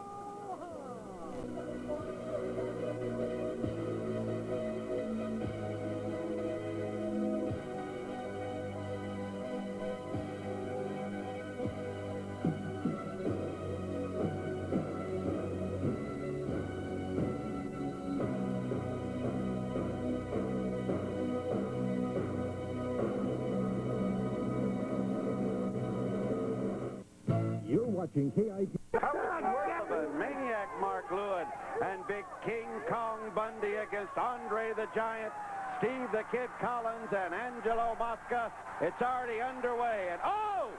They just dropped Collins across that steel post that surrounds the ringside. Kevin Sullivan up to his dirty tricks again. And there goes the Maniac. They're trying to injure this boy. Look at that. Steve Collins against that retaining rail, and he's hurt outside of the ring.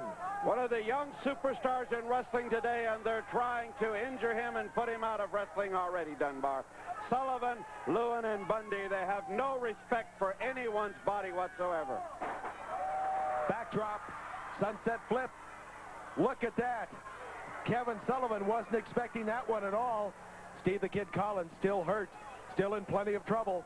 He should get back and tag out immediately. Oh, look out. Missed with an elbow drop was Kevin Sullivan. Tags in with the Maniac. And in comes Big Angelo Mosca. Big Nasty is ready to go. And he's working. wound up. Double head collision. And a shot into King Kong Bundy. Kevin Sullivan going in for the ride. Hits an elbow as he comes off and goes down to the canvas. And he tags in with Big King Kong Bundy. 500 pounds, Dunbar. And right now, Angelo has got the big man in trouble. Big King Kong Mosca going up against King Kong Bundy. Two King Kongs flashing it out of the... He's getting the big on the slam! Oh, no! Broken up! That could have been an immediate $15,000! Oh, the Maniac saved Bundy that time, I'll tell you right now. Mosca takes a great big forearm on the back from the 500-pound behemoth, but fights back. Both men. Mosca's down. Oh, here comes Andre the Giant! The two biggest men in wrestling today meeting each other square on. Nearly 1,000 pounds of beef on the hoof right here in the middle of the ring. And King Kong Bundy, Andre the Giant, and the Maniac. Head collision. Kevin Sullivan getting a chop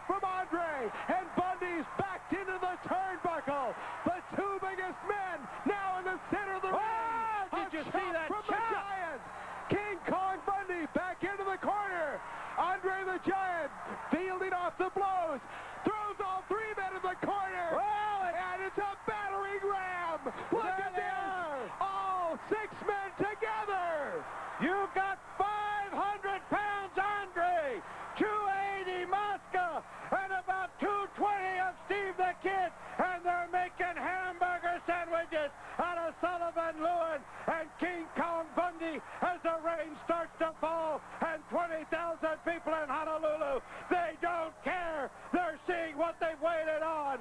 The big men in wrestling today at Aloha Stadium. And there goes King Kong Bundy, and Lewin, and Sullivan is throwing chops. And Andre says, left to the ring. He comes off and gets a great big elbow. The tag was made. Andre hurls Kevin Sullivan into the ring ropes. And there it is, the big boot. Oh, what's that? Pulling something out from his trunks. What's happening here? Steve the Kid Collins going up. Oh, what is that? Some sort of a powder thrown right into the eyes of the Giant. And Kevin Sullivan goes on the warpath now. The referee not in control of this match. He's rung the bell. What's happening here? He's rung the bell. Everybody's fighting in the center of the ring. He's rung the bell. It's all over with. The disqualification on Kevin Sullivan's Army. And the Giant has got Kevin and the Maniac. Puts their heads together. Kong Mosca in the ring. There's big King Kong Bundy outside the ring. And I think the Army is leaving. And the winners are Andre the Giant, Steve the Kid Collins, and Angelo Mosca. I'm Cully Imua, along with Steve Ricard here at ringside. Steve, Richie Magnet and Terry Brunk, what do you think about this match?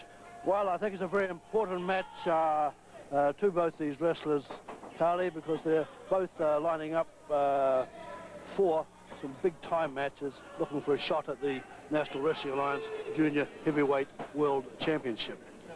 You know, Richie Magnet has become such a big favorite in the islands. Tremendous following that Richie Magnet has. And he's just about gone through them all, Steve. You know, he's taken them all on and done a fantastic job, and even Rookie of the Year. Well, as a matter of fact, Magnet and Terry Brunk, incidentally, when I say Terry Brunk, he's known better around wrestling circles by his middle initial, and they call him Terry G. That's right, Terry G. But both these wrestlers, now there's a nice takedown by Magnet, but both these wrestlers have just come back from the extensive tour of the Southeast. I myself was in the East and saw a lot of their matches. They weren't matched against one another, but they met all competition over there, and both completed their tours. Magnet up against the ropes, up and over. And it's a nice tackle by Richie Magnet. Up, over, hits the other side. Terry G with a nice arm drag. Outstanding wrestlers. You know, these wrestlers are wrestlers that wrestle scientifically. They don't have to get into the dirty aspects of wrestling, so to speak. They can go at it just head-to-head and come out with beautiful scientific wrestling. Well, I think we can really look forward to a good match here. I see with Terry G, he's gone in there, claimed that arm, and he's holding on to it. Richie Magnet, of course, now will be looking for a counter to come out of it. He's forcing his way to his feet, coming in behind Terry G. Terry G trying to apply the pressure while he can. Richie Magnet is up to his feet now. Terry G applying an overarm wrist lock and being backed into the ropes by Richie Magnet.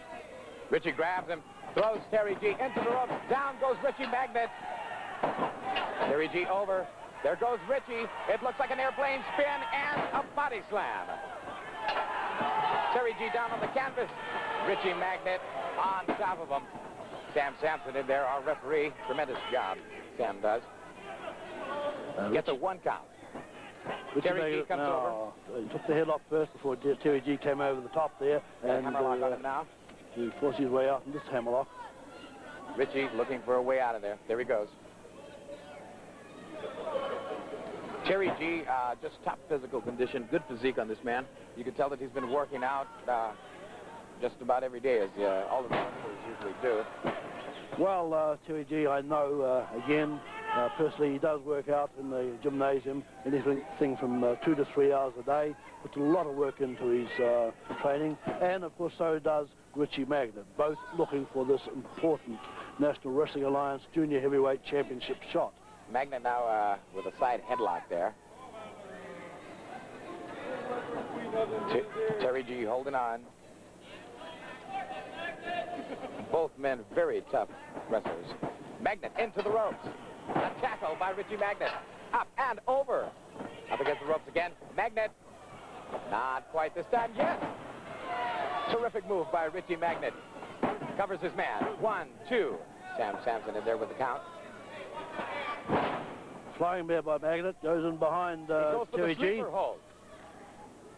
He is attempting the sleeper hold now, Richie Magnet. He likes to use that sleeper hold a lot, you know, Steve. And the Mass Destroyer, a long time ago, was a master at the sleeper hold. Richie Magnet now got Terry G. It's not a full sleeper. Well, the sleeper is certainly a finishing hold if it's applied correctly, and because the most important thing is to try to keep your man in the middle of the ring, not give him the opportunity to fight his way towards those ropes. That's right. Magnet into the ropes. A tackle, a nice one by Richie. Up and over. Grabs his man. Flying mare down to the mat. Looking for that pin. That could be the 1, 2, 3 and another victory for Richie Magnet. Or it could go the other way, Steve. Well, once again, Terry Brunk's in a little bit of trouble underneath, but looks as if he's quite content to stay there and work a counter out for this move. Richie Magnet holding on to this headlock. Terry G attempting to kick out. There he goes again, trying to kick out, but not so far. Richie Magnet getting up. Both men up in the ring. Up against the ropes. Magnet up against the ropes. Here comes Richie. Up and over. Terry G. Beautiful drop kick. Down. Richie Magnet comes back. It's a flying mare by Terry G. Some incredible moves here this evening. Well, it's a nice takedown, nice wrestling there by Terry G. And in fact, it reminded me very, very much of a wrestler well known in this part of the world, Rick Martel. Rick Martel, fantastic Canadian wrestler. And the way Terry G went into those moves and finally came down with that beautiful arm drag is something to see. Nice knee drop there by Terry G. That's a big knee to the arm. He's got Richie in an arm lock there. And it's an elbow to the arm of Richie Magnet. Richie looks like he's in pain, and there he goes with a body slam. Dragged over by Terry G. 1, 2, Sam Sampson in there. He's got the arm locked in there. Terry G on Richie Magnet with that arm lock. Richie looking for a way out. Trying to figure this one out here. Tremendous strength on both these gentlemen. It's just incredible. There's a nice leg drop by Richie Magnet. Converted to a toe hold. He has a barred toe hold applied, and this could put Terry G in trouble. This is a very good submission hold. He gets into the rope. Smart move. Terry G and the break. Both checking each other out. Goes for the arm. Goes for the leg, rather, I should say. A big elbow into the thigh of Richie Magnet. Terry G gets the toe hold. Another knee into the leg. Knee hitting right into the thigh of Richie Magnet. Magnet lying on canvas there. He realizes he is in trouble, and Terry G working on the leg. If he stays on it, it's very, very painful for Richie Magnet. That one hurt. A big thigh on another thigh, so to speak. Drop there to Richie Magnet. He's got a toe hold. Magnet trying for the head, trying to force his way out of this hold with with Terry G with that barred leg. But the referee called for a break on the ropes. Got to get out of that ropes. Sam Sampson in there. How about his top referee? And they go for it again. Richie Magnet with a headlock now. It's a side headlock. Terry G backing him into the ropes. He's going to throw him off, and he does. He throws him into the ropes. Magnet into the ropes, and it's a nice tackle by Richie Magnet. Over, into the other ropes, on the other side. Right over Terry G. Terry G down. A nice maneuver by Richie Magnet, and a drop kick. Fantastic scientific wrestling right here. Terry G came down on the canvas and onto his back, looking for a reverse monkey flip, but Richie Magnet, waiting, came off the ropes very fast, cartwheeled across the top of Terry G and countered the move. Big knee going into the arm of Richie Magnet. You know, I've hardly seen cartwheels being used as a maneuver, and Richie Magnet just does a fantastic job, I tell you. Terry G back up into the ropes, to the other side, up and over. There goes Richie. He's trying to fight it. He's trying to fight it. Down he goes. It's a 2 count. Beautiful sun flip by Terry G, taking Magnet to canvas. Referee Sam Sampson counted 2, and Magnet gets out. Trying for the count of 3, close but no cigar for Terry G. Richie Magnet at the front face lock. Uh-oh, it looks like a suplex, and it is back and over. Down goes Terry G to the mat. That one hurt. Richie going over to cover his man. 1, 2, and it's a kick out by Terry G. A little leg takedown by Terry G. Back in there, cross. He's looking for an end to death lock, and Richie Magnet kicks off. Kicks out of that one in time, I tell you. Down goes Richie Magnet, and time has expired. Time has run out. Time limit has run out.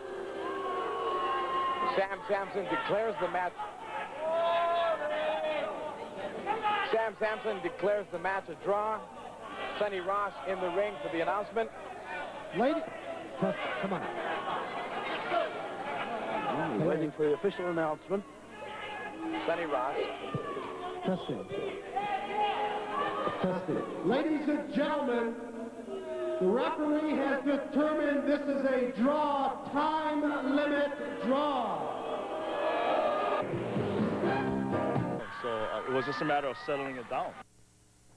Much more in Hawaii Sports Final tonight. And finally in sports, it was one of the highest rated programs on local TV, and for years played to sold-out crowds throughout the island chain. Professional wrestling took Hawaii by storm in the 1960s and 70s. Tonight we begin a series of reports on a time when wrestling ruled.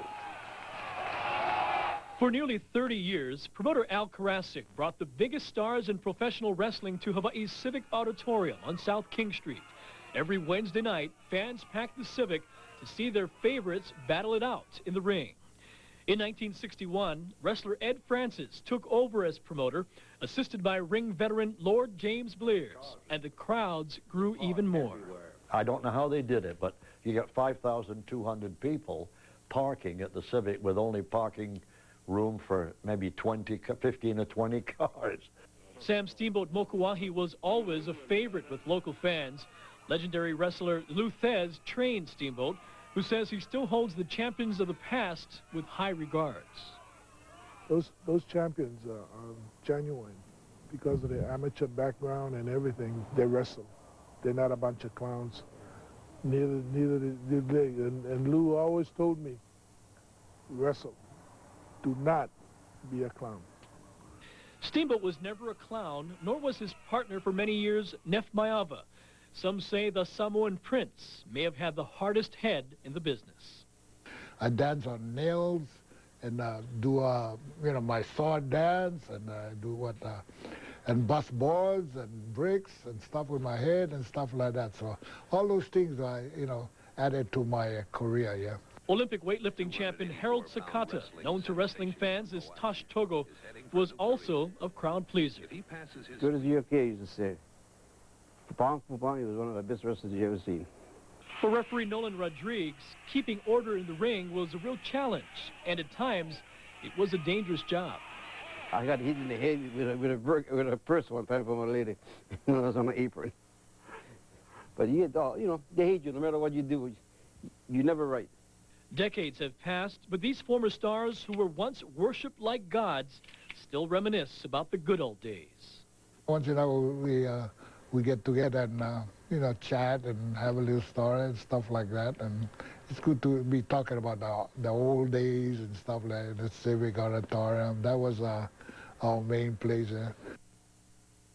And tomorrow night, a chat with Ed Francis and Russ Francis. They'll share some wonderful stories of professional wrestling in Hawaii. Lots more color coming up in the next few nights. Curtis the Bull Iokea will talk with Don Morocco. We have it's going to be fun. It'd be great fun. And as you said, there was the hit of local television. It's come full circle now. Wrestling's coming back into its own again. And we'll touch with that as well. Some WWF. The Rock got ties with Hawaii. We'll tell you about that as well. Look forward to that. Thanks, Ron. What about the weather? Let's take a look at in right field. And finally in sports, he was the creative force that revolutionized professional wrestling here in Hawaii and around the world. Tonight, we talk with promoter Ed Francis and his son Russ Francis about their days in and out of the ring when wrestling ruled. When he arrived in the islands back in 1961, promoter Ed Francis pioneered a style of wrestling that had never been seen before. Yeah, I remember I used to go to Las Vegas every year. All the promoters in the entire world would come there, and they'd always say, well, we saw some of your tapes and there's too much showmanship in this. So pretty soon, after a couple of years, everyone was trying to do the same thing. Francis recalls an infamous moment in local wrestling history, the riot of 1961 at the Civic Auditorium. Everyone went crazy in the arena, and the place was sold out. And they started attacking me. They started attacking everybody there, trying to get to Curtis. When people start to riot, that's a tragedy of wrestling, because they're very close to the point of it all the time. Because you're actually you're fooling with people's emotions. Ed's son, Russ Francis, a former All-Pro tight end for the New England Patriots, recalls those less than quiet evenings at home when wrestlers would come over for dinner. There was some bad blood between some of them, and that erupted at home a couple of times, where people went through a screen, out onto the patio, through a wall, and I'm not exaggerating. And Dad said, well, we can't invite that guy back to the house again. Although he only wrestled during the off-season, Russ says the experience eventually took its toll. Got so banged up and so bruised up as the preseason was getting ready in training camp with the Patriots, I said, enough is enough. I can't get banged around in football for 6-7 months and go wrestle. So I quit. Looking back now, Francis says his dad and those involved in the 50th State Wrestling were well ahead of their time. The sport really became a culture, and it was a great culture to grow up in. It became a way of life for all of us. Tomorrow night, we'll talk with two of Hawaii's giants of the wrestling world, Curtis the Bull Iaukea, you heard from him briefly, and also Don Muraco, the first guy that we all called The Rock. All right. Looking at that picture, that black and white picture you had of Curtis in the ring with Nicky Bockwinkel. Nick Bockwinkel. Yeah. We'll talk about Nick Bockwinkel as well. Okay. All kinds of good stuff ahead of us. Boy, the memories just come flooding back, Wait till tomorrow night when you hear from Curtis Iaukea. He slips into his role as the Bull. Oh, all right. It's going to be awesome. Okay, thanks, Ronnie. Let's recap for you our top stories tonight. At least 22. Any shots go? Congratulations to Iolani's Christopher Wong, our Channel 2 Athlete of the Week. And finally in sports, they were Punahou graduates who went on to become giants in the world of professional wrestling. Tonight, Don Muraco and Curtis Iaukea talk about the days when wrestling ruled. It took a bit of prodding to get Don Muraco into the wrestling ring. The undefeated amateur from Punahou was more interested in riding waves at Sunset Beach. Island boy. I always had one foot in the sand and one foot, you know, somewhere else, trying to travel around the world. But it was a lucky decision for myself. In the 1980s, Muraco took on a more flamboyant persona as The Rock. By the time I got to the WWF and everything else, wrestling had kind of caught up to Hawaii, because Hawaii was so far advanced. The man Muraco credits as his mentor is wrestling great Curtis the Bull Iaukea. Lord James Blears, who trained Iaukea, remembers the Bull's first match at the Civic Auditorium. And here comes Curtis down the aisle, screaming and hollering, jumped in the ring like he'd been a wrestler for all his life. In 1963, Iaukea played the part of a sumo wrestler in a Three Stooges movie. And we did everything in one take in one day. And the Three Stooges were real gentlemen. All they did was play Paiute all day long. Over the years, Iaukea has seen wrestling take its toll on himself, as well as fellow wrestlers like Sam Steamboat. He was the best-looking man I ever seen walk across the sands of Waikiki, and now he's horrible-looking. He got 2 cauliflower's ears that look like 2 okoles sticking out of each side of his head, and now the hair on top of his head. He was just the best interviewer, best performer in the ring. You know, when he started, you know, Lord Blears, the sun will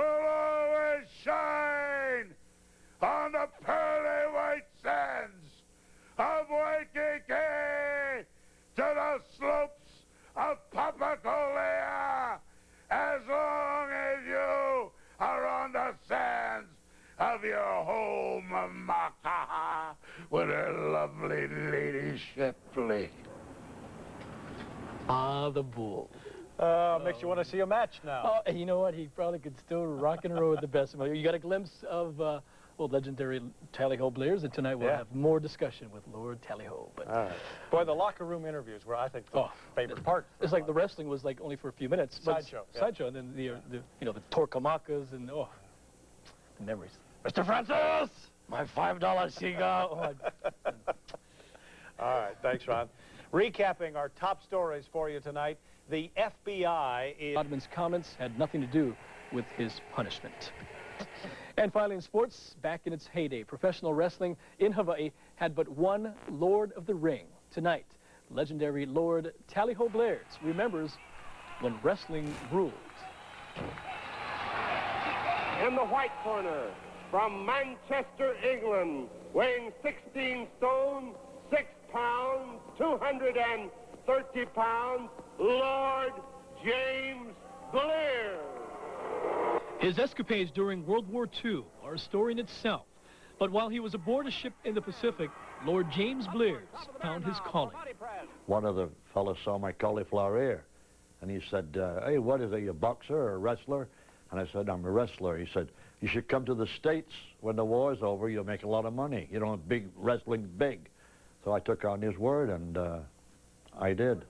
Blair's was living in California when he came to Hawaii to wrestle for the first time. Had a big swimming pool, a 20 by 40 swimming pool, and a beautiful home and everything, and came to Hawaii, and we fell in love with Hawaii. We sold everything and moved here. In 1973, Blair's got a chance to do a little acting in the movie The Wrestler, starring Ed Asner. Oh, boy, you look good. Hawaii's really treating you well. That's the only place to live, Frank. You know, the fresh air, the surfing, the sunshine. That's what you should do. After he retired from wrestling, Blair's teamed up with promoter Ed Francis. He came over and helped me out with the television because he knew a lot more about television than I did at that time. And he was a wonderful fellow to work with. We promoted Honolulu, then Hilo on Monday, Maui on Tuesday, Civic Auditorium Wednesday. Thursday was off. Friday was Block Arena or Schofield Barracks. And Saturday was TV at the studios. Looking back on it all, one gathers Lord Blair's chose his calling well. And over the years, some of the biggest names in wrestling headlined in Hawaii. Tomorrow night, we'll look back at a few of those superstars, including Jesse Ventura and I guess your favorite, Nick Bockwinkel. He was a good guy. He was a good guy. I wonder if Tally-Ho ever wore a monocle for real, not just for show. I'm not too sure, but he was 16 stones and 6 pounds, which each stone is about, what, 14 pounds. So what a great guy. And, you know, he and Ed Francis really took wrestling to a completely different level once they started promoting it. Yeah, I know Saturday shows, audiences would tune in, you know, just forget everything else. Never mind going to the beach. We're watching the interviews. We're watching wrestling tonight. Locker room interviews. All right, thanks, Ron. Recapping our top story. Back in 1977, The Body was still a few years away. Local wrestling fans knew him then as Jesse the Great Ventura. Jesse was always self-serving, and then he, you know, as a governor, he seems to be doing, you know, quite the same thing. I don't think he's going for a second term. If he feels he's got to say something like that to win the hearts of you humanoids, you simpletons, that's okay. That's understandable. For World Heavyweight Champion Nick Bockwinkel, Hawaii was always a favorite stop, as it was for Pampero Firpo, better known as the Missing Link. I tried to figure out a good name for him when he came in, and I thought for this day after day, and pretty soon I said, you know what? When I look at him, he had a shrunken head all the time he used to hold in his hand. And I said, he looks like the Missing Link. And we called him the Missing Link, and he liked it. Another man who fell in love with the islands was Ripper Collins, who not only wrestled on the canvas, he also wrestled with the Hawaiian language. He had just that blend for Hawaii, the Kauai and Maui, going to Kanahana, Kapaka, Paka, Paka, Kauai, and saying just that Holly thing, the southern thing, it just drove people insane. Maui was Maui, and Kauai was Kauai, which after 30 years, I guess, I've learned it. Hawaii fans loved many visiting wrestlers, but there was something special about the Giant. Hawaiians loved him, especially in Hilo. I remember going to Hilo with him early to make a public appearance, and all these kids running around. They only came up to his knees, you know. But yeah, and he passed away. He's gone. And who could forget handsome Johnny Buran? Johnny was he was actually nuts. Oh, he's a great guy. He was nuts, but he's great. But today, the wrestling world has new faces and a controversial image at times. Tomorrow night, we'll find out what the legends of the past think about wrestling today. Now, Ripper Collins passed away, Yes, didn't he? he is the late Ripper Collins. He died about 7 years ago, but he left an impact that lasts today, till today.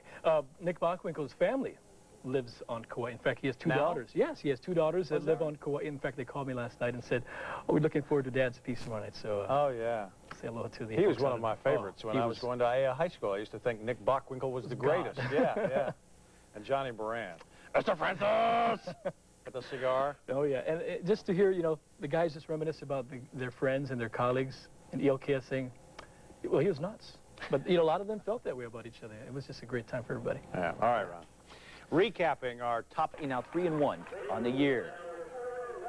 Finally, in sports, professional wrestling has changed a lot since the days of Ed Francis and Lord Blears. Tonight, in Ron Mizutani's final report, we hear from the stars of the days when wrestling ruled.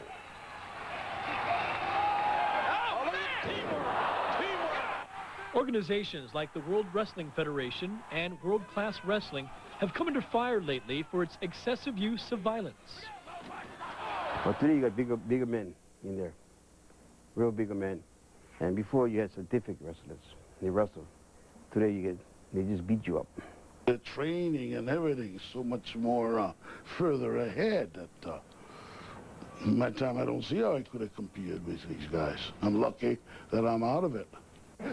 Nef Mayava still sees his famous nephew on occasions. When he came down 2 months ago, we spent all this time here with the kids and stuff like that. Well, I knew him when I was a little baby, yeah. So I'm glad he's doing great, yeah. He's got it. I enjoy watching him. He's really got his act together. In fact, I think he's the whole backbone of WWF right now. If it wasn't for him. Hawaii. Can wrestling make a comeback in the islands? The wrestling could never be what it was here, just because those were more innocent days, those were more fun days.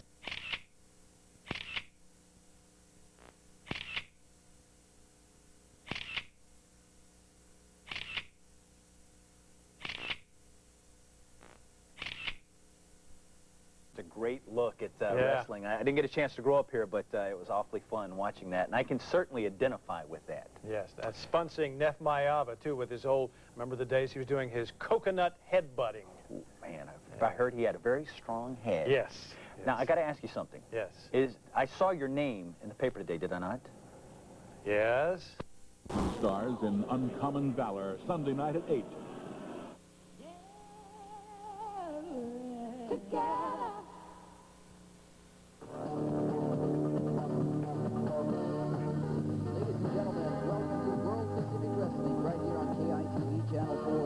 We've got a big event for you. Sergeant Ikini Vocals 2. Robert Toronto, another local favorite. Jumping Joe Solo. Maniac Mark Lewin will also be here. Kevin Sullivan, he'll be talking more about the darkness spreading over the island. Superfly Touring also will be here in action. And again, of course, Exotic Adrian Street here on World Pacific Wrestling on Channel 4. Well, ladies and gentlemen, right now joining me in the locker room is Kevin. Knows you don't have to introduce me. You know something? I have seen a lot of strange things in my time, and I've seen a lot of strange locals. But I see that Adrian Street fits right in here with these locals. I mean, he looks... I went to a bar the other night, and I went into the bar. It must have been a wrong type of bar for me. I was like I forget what they call it, like Mahu or something, Yahoo, Mahu. But I walked in there, and everybody looked like it was an Adrian Street lookalike contest. Now, these are the type of people that don't infiltrate those kind of bars. We're not locals. You see, we're mainlanders. You know, Mrs. Maivia, I've told you this before. You can line them all up. You can ask for everybody's help.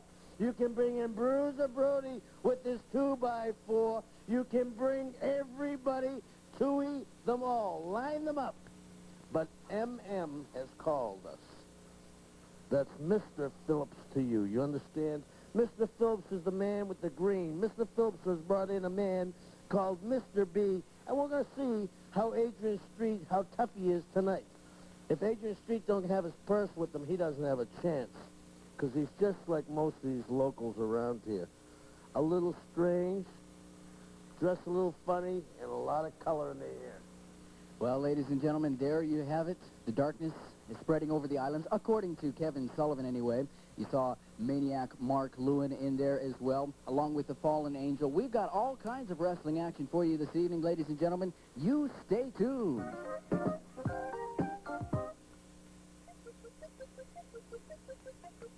Zenith Digital TV with teletext has instant news, weather, or sports information.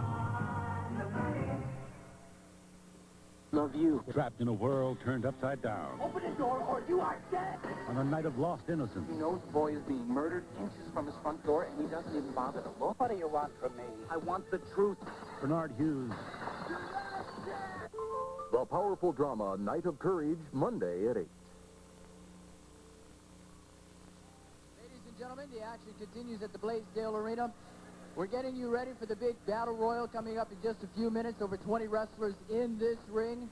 One of them will climb to the top of that pole to claim the $50,000 prize, along with the title belt.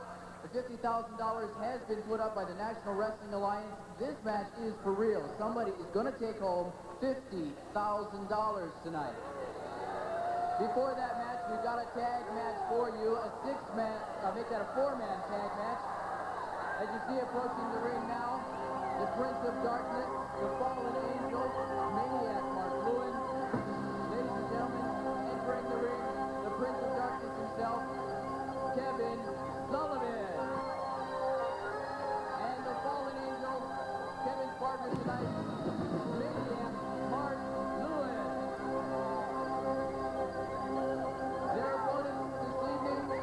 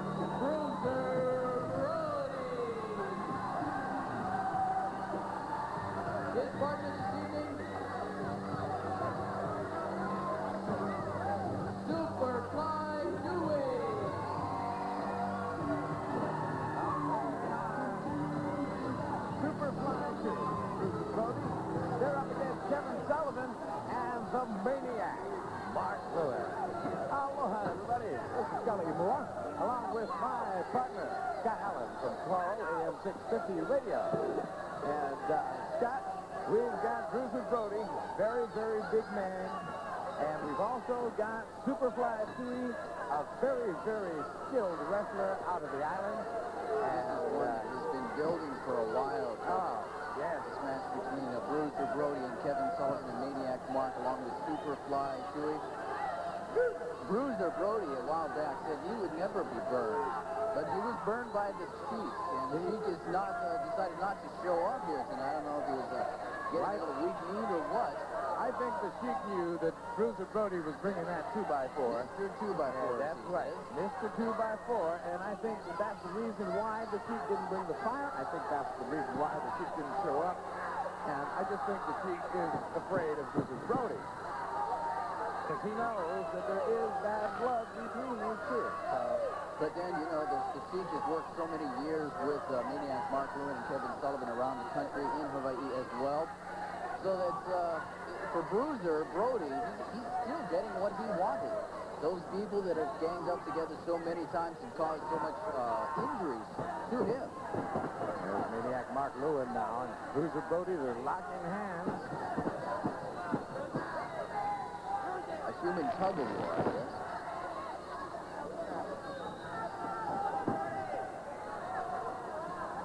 Maniac Mark is another one of those guys that, you know, maybe if you look at him from a distance, he may not seem that big, but when you get up next to him, that guy is huge. He is solid, works out all the time. You know, he's another one of those that hardly ever speaks. He lifts more weights than he works. He works out more than he talks. Well, I don't know. He doesn't talk too much, Scotty. He just sort of stands there. Maybe he's just taking it all in and sorting it all out, and then who knows, you know. But he doesn't say very much at all. And, of course, walking around the ring, someone we have to watch out for, the fallen angel who serves in some way, shape, or form Kevin Sullivan's every wish and whim. One of the most beautiful ladies I've seen in a long, long time. Also the most deadly. There she is. There she is. You see that V that she's making with those fingers. I overheard some conversations, and that's one of the things that they do when they're about to pull out some kind of foreign object, or when they're about to go for someone's eyes using those illegal tactics. You know, Scotty, have you ever seen a scorpion fish? No, I haven't. They're red and white. They got these spines, and they're not the most beautiful fish in the sea, but they're also the most deadly. And that's the fallen angel right there. Beautiful, beautiful, and deadly. And so deadly, indeed. Her bite is just, you know. Yeah, I know. So, anyway, moving on with the wrestling action. Okay. Bruiser Brody in there in a headlock. Maniac Mark Lewin, as they have taken the pads off the turnbuckle right onto the steel. I don't know if the camera can pick that up or not. But, Collie, what they've done, the padding is gone. That's steel now. And, you know, Kevin Sullivan is always sort of downing the locals and putting the locals down and all this sort of thing. But, you know, he's in there with Superfly Tui now. Now, he's one of our pride and joy. And look, you do see that, Collie. He just made a very obscene gesture to Superfly Tui. Bruiser, look at the fallen angel getting into the action. She has gotten something around Bruiser Brody's neck. I told you she's deadly, Scotty. There goes Superfly Tui. Everyone in the ring again, Collie. It's happened again. Who is fighting who? Everyone fighting everyone. Bruiser Brody taking on the Maniac and Kevin Sullivan at the same time. Here comes Superfly Tui with an elbow to the chest. A big and an illegal kick to the groin area of Bruiser Brody. Kevin Sullivan never plays fair. There's the Maniac. They're all in the ring at the same time. Tui taking a couple of big knees to the stomach, pinned in the corner. Bruiser Brody looking for some opportunity to get Kevin Sullivan down to the mat for that all-important 3 count. Superfly Tui being choked in the corner. They're trying to recuperate. Wes Manzel has no control over this match whatsoever. And the thing that gets me, colleagues, when you see a match like that, it seems like one of the team is trying to play fair. The man will stay out of the ring if he hasn't been tagged in, and they get themselves in trouble sometimes, but it's good to see that at least they're trying to play by the rules. A tag has been made. Superfly Tui now in the ring with Kevin Sullivan. Got him in the corner. A big fist to the face. Another one. An elbow. That was like a forearm smash to me. There she is. Miss Wrestling. Fallen Angel. Fallen Angel. Beautiful and deadly. There's Superfly Tui one to the head of Kevin Sullivan. And Kevin Sullivan gives him one to the midsection. And you know what that feels like, Collie. Oh, God. Look at that handful of hair. The referee doesn't see it. Superfly Tui thrown out of the ring, ladies and gentlemen. He's hit the floor, the cement floor. Full speed. Right down here on the floor. He is in pain. Maniac Mark Lewin has got him. Watch it, Scotty. Here we go again. They're on the announcing table again. Bruiser Brody has come to the rescue. Now it's Maniac Mark Lewin's turn. His head is slammed on the table. The Superfly Tui. His head in the table. Up a rake across the face of Superfly Tui. Slams Kevin Sullivan's head into the table. On the other side of the ring, Bruiser Brody choking Maniac Mark Lewin.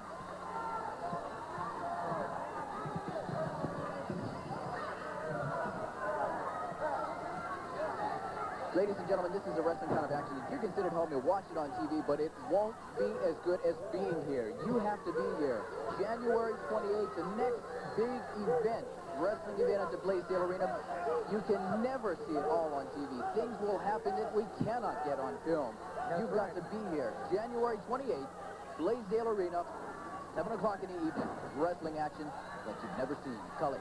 You know, I talked to Jack Lord about 2 or 3 weeks ago, and he started it a long, long time ago, maybe about 16, 17 years ago, when he said, be there, aloha. And that's what it boils down to, Scotty.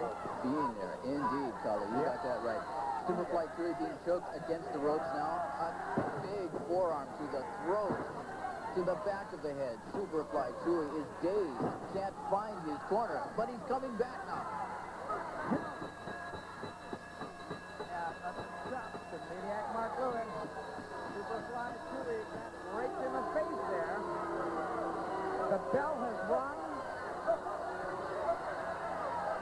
The bell has Bruiser Brody is getting after the guy who rang the bell. He doesn't want to stop fighting. Look at that, Cully. And now Superfly Tui. Oh, no, Cully, did you see that throw onto the turnbuckle?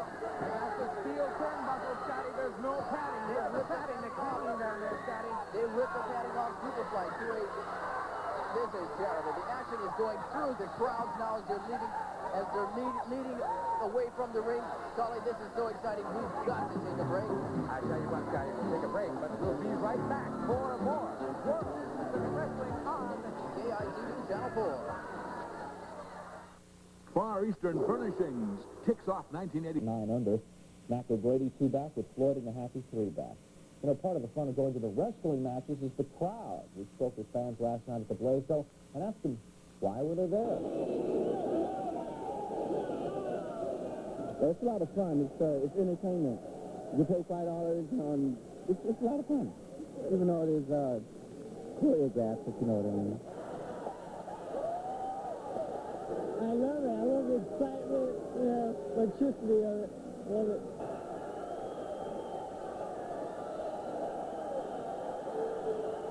Oh, yeah. It's a good laugh. What's so exciting about it? When they kill each other.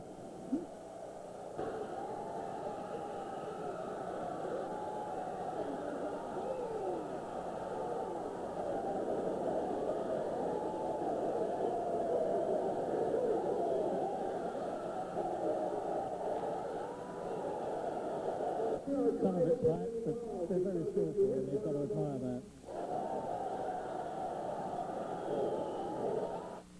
It is quite a show. Skillful indeed. Thanks, Larry. Next, the weather and what's new at the zoo. National, P.O. Box 2816, Honolulu, Hawaii 96803.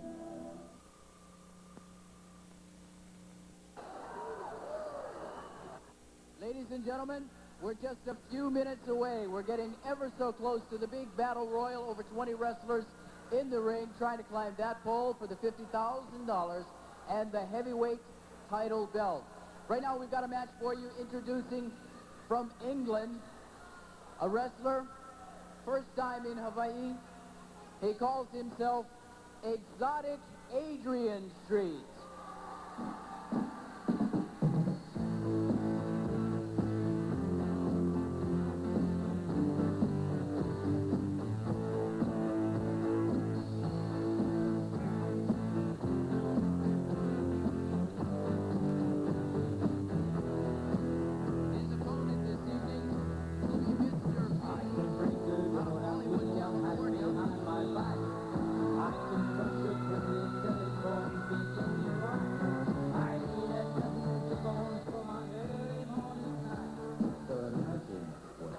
Do to you.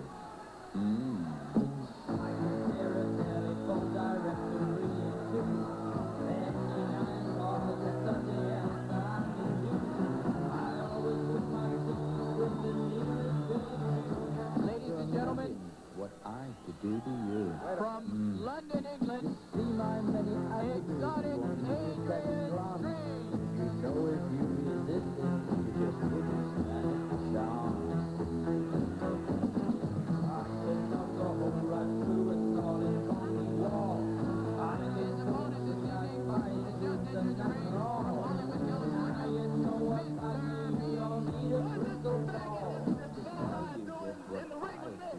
I'm sorry, you're going to have to discuss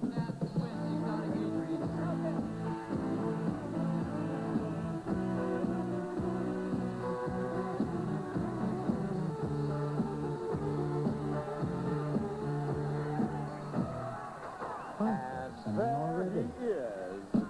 Imagine what I could do to you. Adrian Street. Yeah.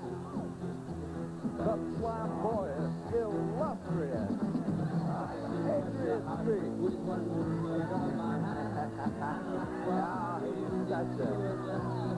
such a dresser. Oh, got it.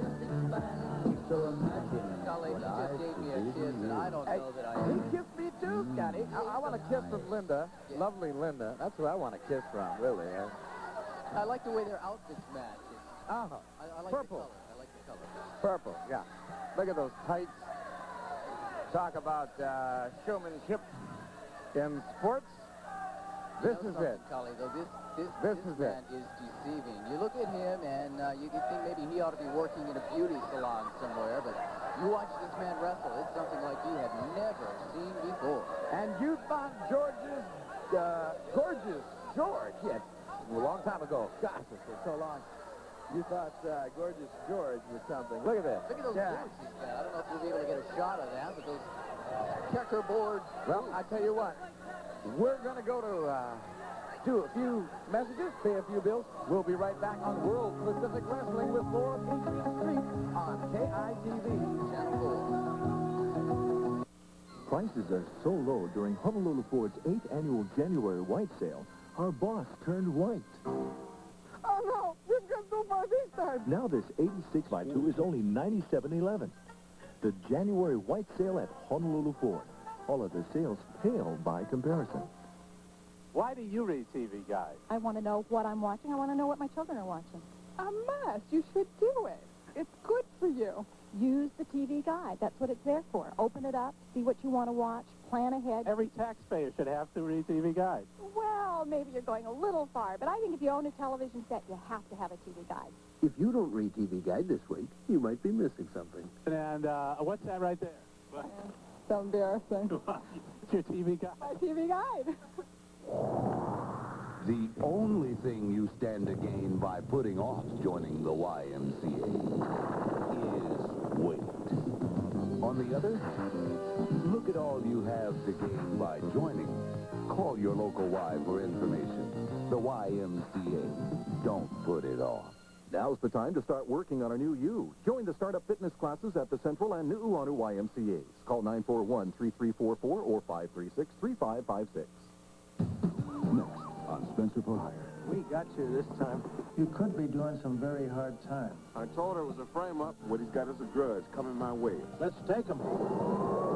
Company. It's me he wants, and it's me he's gonna get. This time, boy, face up. You try to take him, I'll draw it. Watch Spencer for Hire at a new day and time tonight at 8. And there he is, Adrian Street. Up against Mr. B. Out of Los Angeles, California.